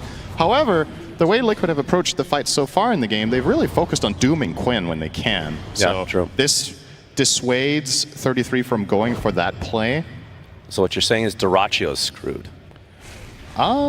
He might just be able to play the fights completely differently now that there's an Aegis in play, because now he can be more patient. Quinn can go in, create vision in the fight. Did you say Dyrachyo be patient? He can be more patient, which is waiting 1 second instead of 0. I see. Okay, gotcha. But it's a good point. Unlikely to happen. Tofu will get his shard for the Mirana. Yeah, that's a good one. Really happy about that. Let's see what he pivots to now, because he was ready to buy it just now. Now, Tofu has a choice to make. As Fear pointed out on the panel, we've seen games where Gaimin Gladiators are playing this Chen Underlord that Tofu will just go BKB into carry items. Wouldn't mind seeing that here, honestly. And that's not because, okay, Gaimin will plan for... Oh, hang on. All right. Everybody dodges everybody. Never mind. There's a Gleipnir. Yep, except for Tofu. Does get one leap off, but and the Hand of God. Wow, they actually Hand of God. Yeah, that is one important ult down now. That was a completely hopeless situation. He had 0 leaps left. He was never getting out of that one. But 33, Doom initiation. Nisha gonna Shadow Strike to slow this Underlord to a crawl. This is eventually gonna be the kill, going the way of Liquid. Yep. So Liquid really on top of things in this game number 1. And the Gleipnir now with the Whirlwind to follow. Mickey with the help of Boxy will take out Celery as well. So 3 dead. Damn, they're just bleeding out. They have the Aegis, they have the advantage, and Liquid are just picking them apart one by one and across multiple lanes. They'll now get the bottom tier 1 and the mid tier 2. Talk about a power play with a disadvantage. This was not what I think many people would have expected in this game state. When Gaimin gets the Aegis, usually they're the ones deciding how things go down. Dyrachyo. Okay, big damage. Gotta be careful. And 33 just tanking up this tier 2 tower. There is now TP coming in. Remember, Quinn has the Aegis still. In his dragon form, another blink away. Tofu, is he actually gonna die just to Boxy? Yes, wow. That is unreal. He's gonna fake out the Terrorize, run away. The Pit of Malice already on cooldown. So many things going right for Liquid. I was gonna say, they gotta be a little bit careful with the TP reinforcements with Doom on cooldown and the numbers being able to be brought there from Gaimin, but they're just too fast. They're killing the heroes before Gaimin get to group up, which is what they've been so good at for so long, is getting that formation going and setting the terms of the fight. If you break them off too quickly on the side of Liquid, then it doesn't really matter. Then they don't get to that point. Yeah, 4K lead here for Liquid, and this Aegis just seems to be doing absolutely nothing for Gaimin Gladiators, at least not yet. Still have time to try to make use of course, as Mickey has the 9-second BKB. And Dyrachyo going for an MKB, it seems. He's going to have a lot of right-click damage.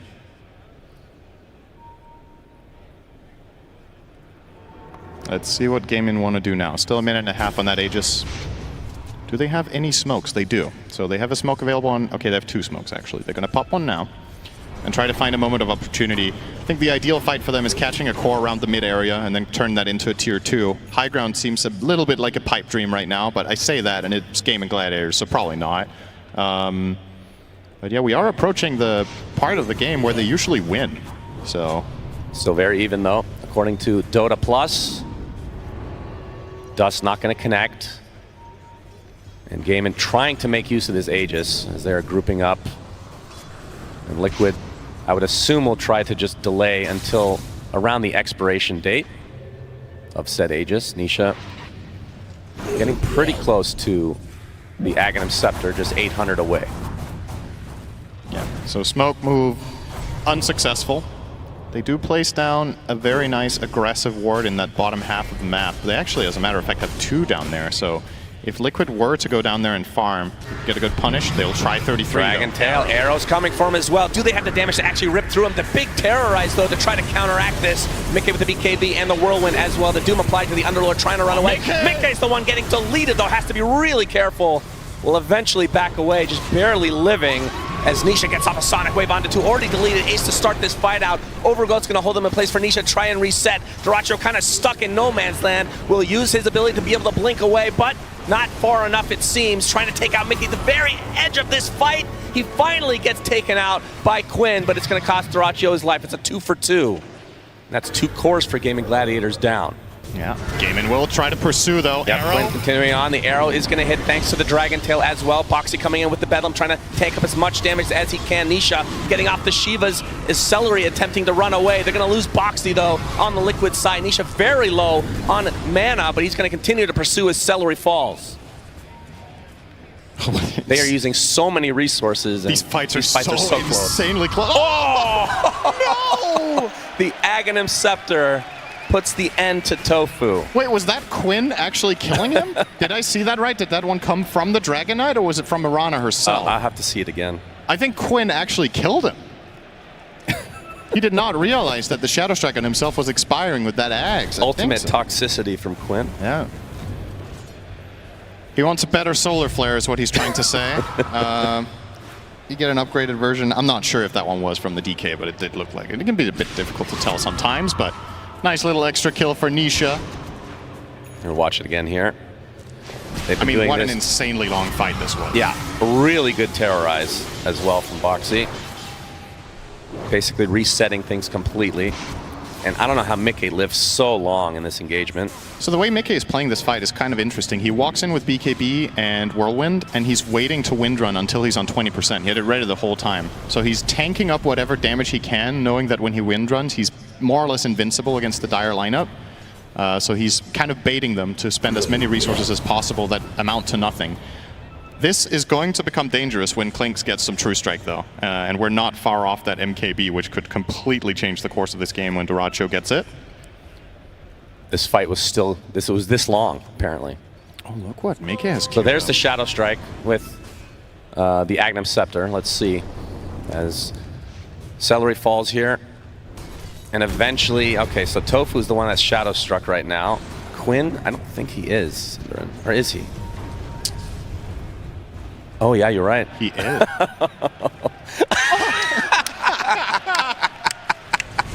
Oh, that's the stuff. Uh-oh, Dyrachyo. Ooh, nice. Pit of Malice from Ace to disengage here, although he's stuck in place thanks to the Gale Force. And Gaming Gladiator's trying to disengage now. That's going to make a great GIF, by the way. That is so good, man. Aw. Make that into a meme immediately, please. Thank you. So good, man. You gotta, I mean, Quinn is just good at reaction faces in general. So when you get a moment like that, that's the player you want it to happen to. It's awesome. Oh, man. What do you make of Windranger? I think, is this the first time we see Revenant's Brooch queued up on this hero? I feel like this is not a build that has been common at all here. That's cool. So just to remind everyone how this item works, since I don't think I've seen it a single game this tournament, it gives you damage and spell lifesteal, and then you can toggle it on to make your attacks cost more mana, but they deal magic damage and they can hit ethereal units but not crit. So he hasn't gone for the Daedalus, so maybe he won't at all, and he's trying to kill the enemy heroes through magic damage rather than physical, knowing that he's against Dragon Knight, knowing that he's against the Chen Divine Favor. Interesting option here. I feel like this item is very hit or miss. Yeah, it sounds like we have a listen in right here. Let's take a listen. Not too bad, guys. This game better than this game. This fight's so good. Holy shit!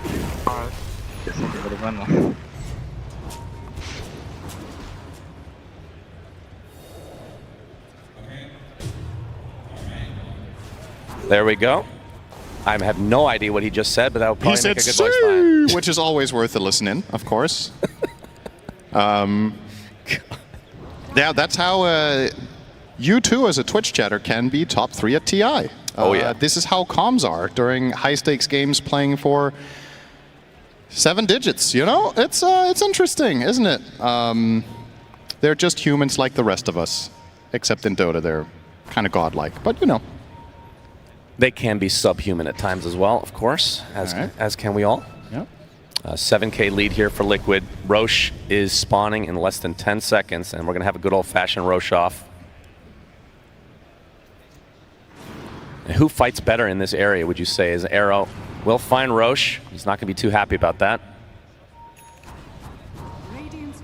But who would you say has advantage in this area in terms of team fight? Oh, it's so hard to say. Honestly, with how close these fights have been so far, it really depends on who gets the right angle. Both teams have tons of potential. A really good pit can cause a devastating opener for the side of Gaming. On the other side, Overgrowth, Terrorize, really big spells. Even a key Shackle Shot, which is a spell I feel like we've barely seen this game. Oh, Nisha on the cliff. He gets some vision, but they have vision as well. Whirlwind doing a lot of damage. Ace trying to get the hell out of there, but the damage is applied to Mickey. The Doom onto the Dragon Knight. 33 is the one actually being evaporated despite being the tankiest hero in this game. But Gaming Gladiators, they lose Quinn. In trade is the Doom. It's already a 4-for-1, and only Dyrachyo living through the day. Looks like he'll eventually be fine. But this fight not going the way that Gaming were thinking initially. There's just, that's what I mean about reaching the stage of the game for the Radiant lineup. When they get these items online and they get the right angle, look at that damage from Nisha on the Queen of Pain. 8,700, and this feels like it was in 5 seconds. Just ridiculous output from that Quap. I wonder how many people he hit with the Sonic. It's ridiculous damage. And of course, the Shiva's Guard also playing a part in these fights. It's preventing Gaimin from getting that regeneration and the healing in. And this will now result in an Aegis pickup for the side of Liquid, now in a very comfortable position. And now the big question is, what do Gaimin do? Because plan A has now officially failed. How does Klinks become a late game monster?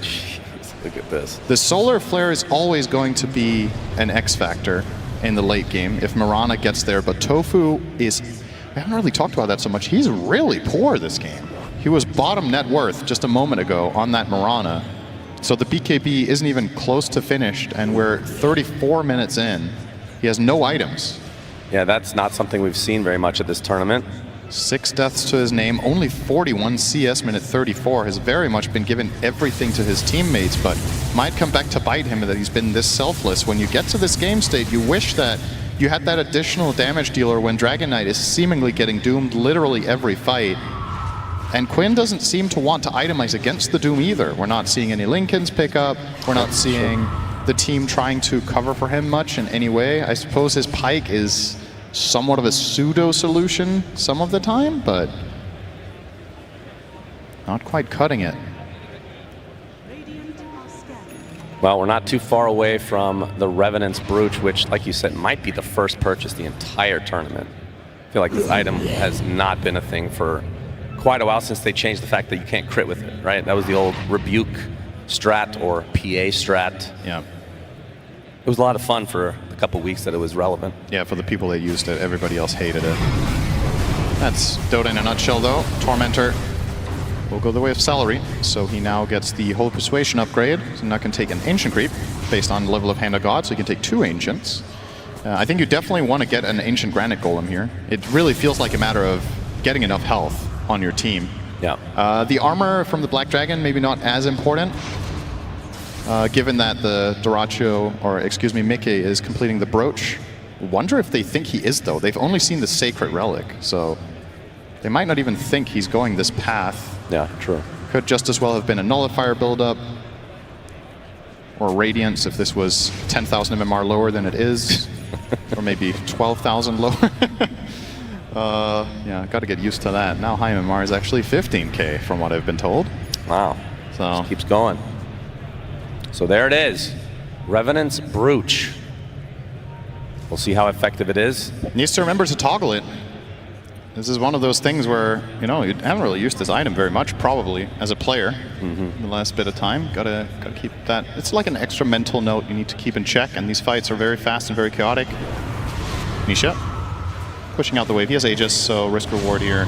Okay. Oh, they're actually going to try to jump Quinn, but he finds the distance. Although 33 going in really deep against the Doom and the Sonic Wave onto this Dragon Knight. Quinn is dead.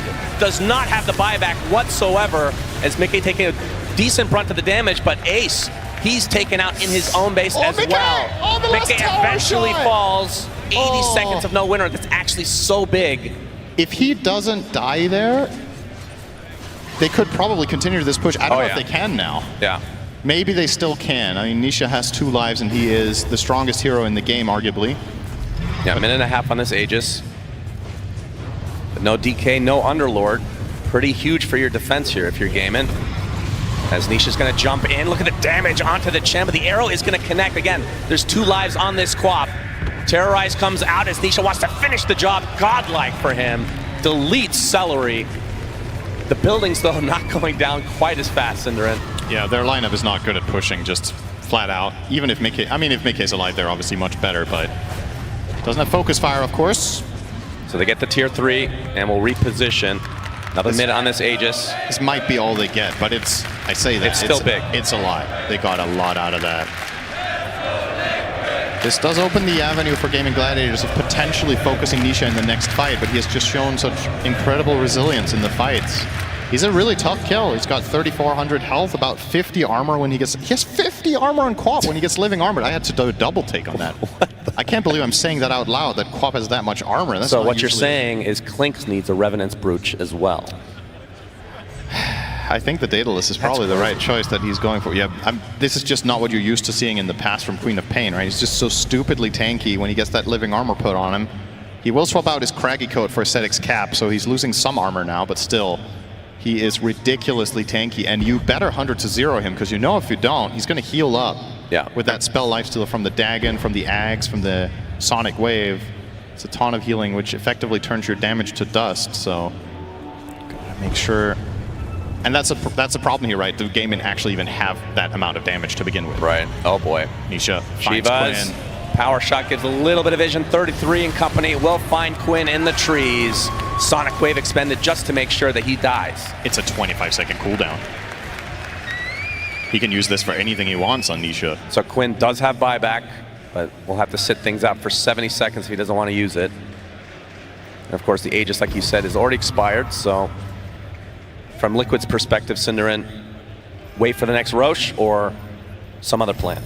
I think so. I don't think you're under any sort of pressure at this point to, you know, you should probably feel comfortable that you have this one if this keeps on going for another 10 to 15 minutes. It's the enemy team that has to make the moves. So as long as you map control, push out the waves, control the right areas, and prepare for that Roche, I think everything is going just according to plan. So we're hearing more and more Let's Go Liquids and more cheers. There are fans in the crowd here that have been waiting for this for 3 years for Liquid to finally beat Gaming Gladiators in a singular game. And this might just be the one. Yep, they've definitely been better against them this year, and they're showing it this game too. Yep, they certainly have done their homework. Another tier 3 dead. McKay and company going to focus on the racks now. Quinn up in 10 seconds. Gaimin desperately needing to hold this. Might have to give up this melee though. It's going to refresh the fortification though. Yeah, no reason. And with that, Liquid will back away. Yep. And nice we won't know about Roche for another minute and a half. But yeah, this is getting very scary for Gaimin. That's a great grab. Yeah, absolutely.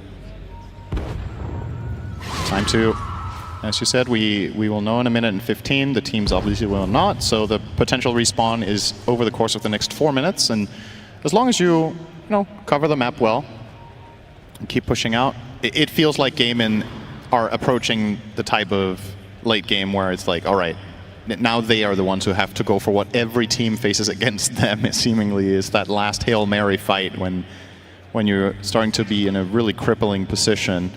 But I do feel like they want to wait for the last item on Dyrachyo. I feel like if he can get this Daedalus, that's when they want to go all in. So despite actually being in a spot on the map and having okay-ish waves to go for a smoke, I think they'll decide against it specifically to get that one item up in him. Tofu is solo smoked. Oh, it's Ninja Gear. Okay, never mind. Yep, best neutral in the game still, 2024. Yeah, it's been tier 1 for as long as Gaming Gladiators have, it seems like. Yeah, it's connected, I'm sure. Nah, most of their games are over before it can drop. That's true, actually, yeah.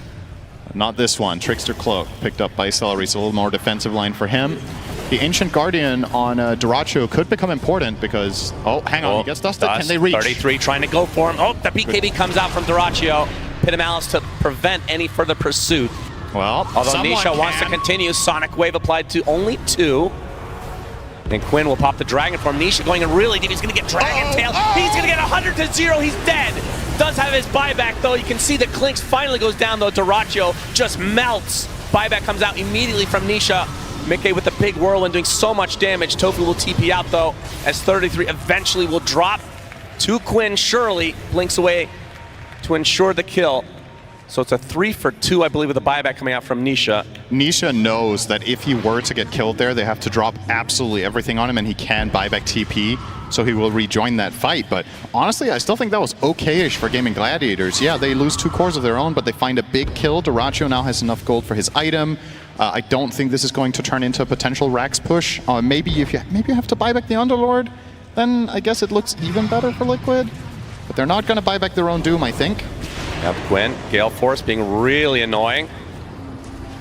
They're not glyphing yet. All right, finally comes out. But there's the banner. So the glyph not going to do anything. That's right. And they are not buying back their Underlord. They're going to concede the tower. Dyrachyo has completed his item. Concede more than this if they're not careful. Focus now onto the melee. Underlord up in 15, Clinks in 25. Like you said, the buyback is still there for Ace, but they will give up another barracks. So 2 melees dead. The range actually goes down in the top lane right now to the creeps alone. So 1 lane remaining here. Basically, yeah. For the side of Gaimin. Yeah, okay. And 100 HP on a range tracks, which is 1 little poke from any of the farmed heroes. Octarine Core on the Willow. Wow.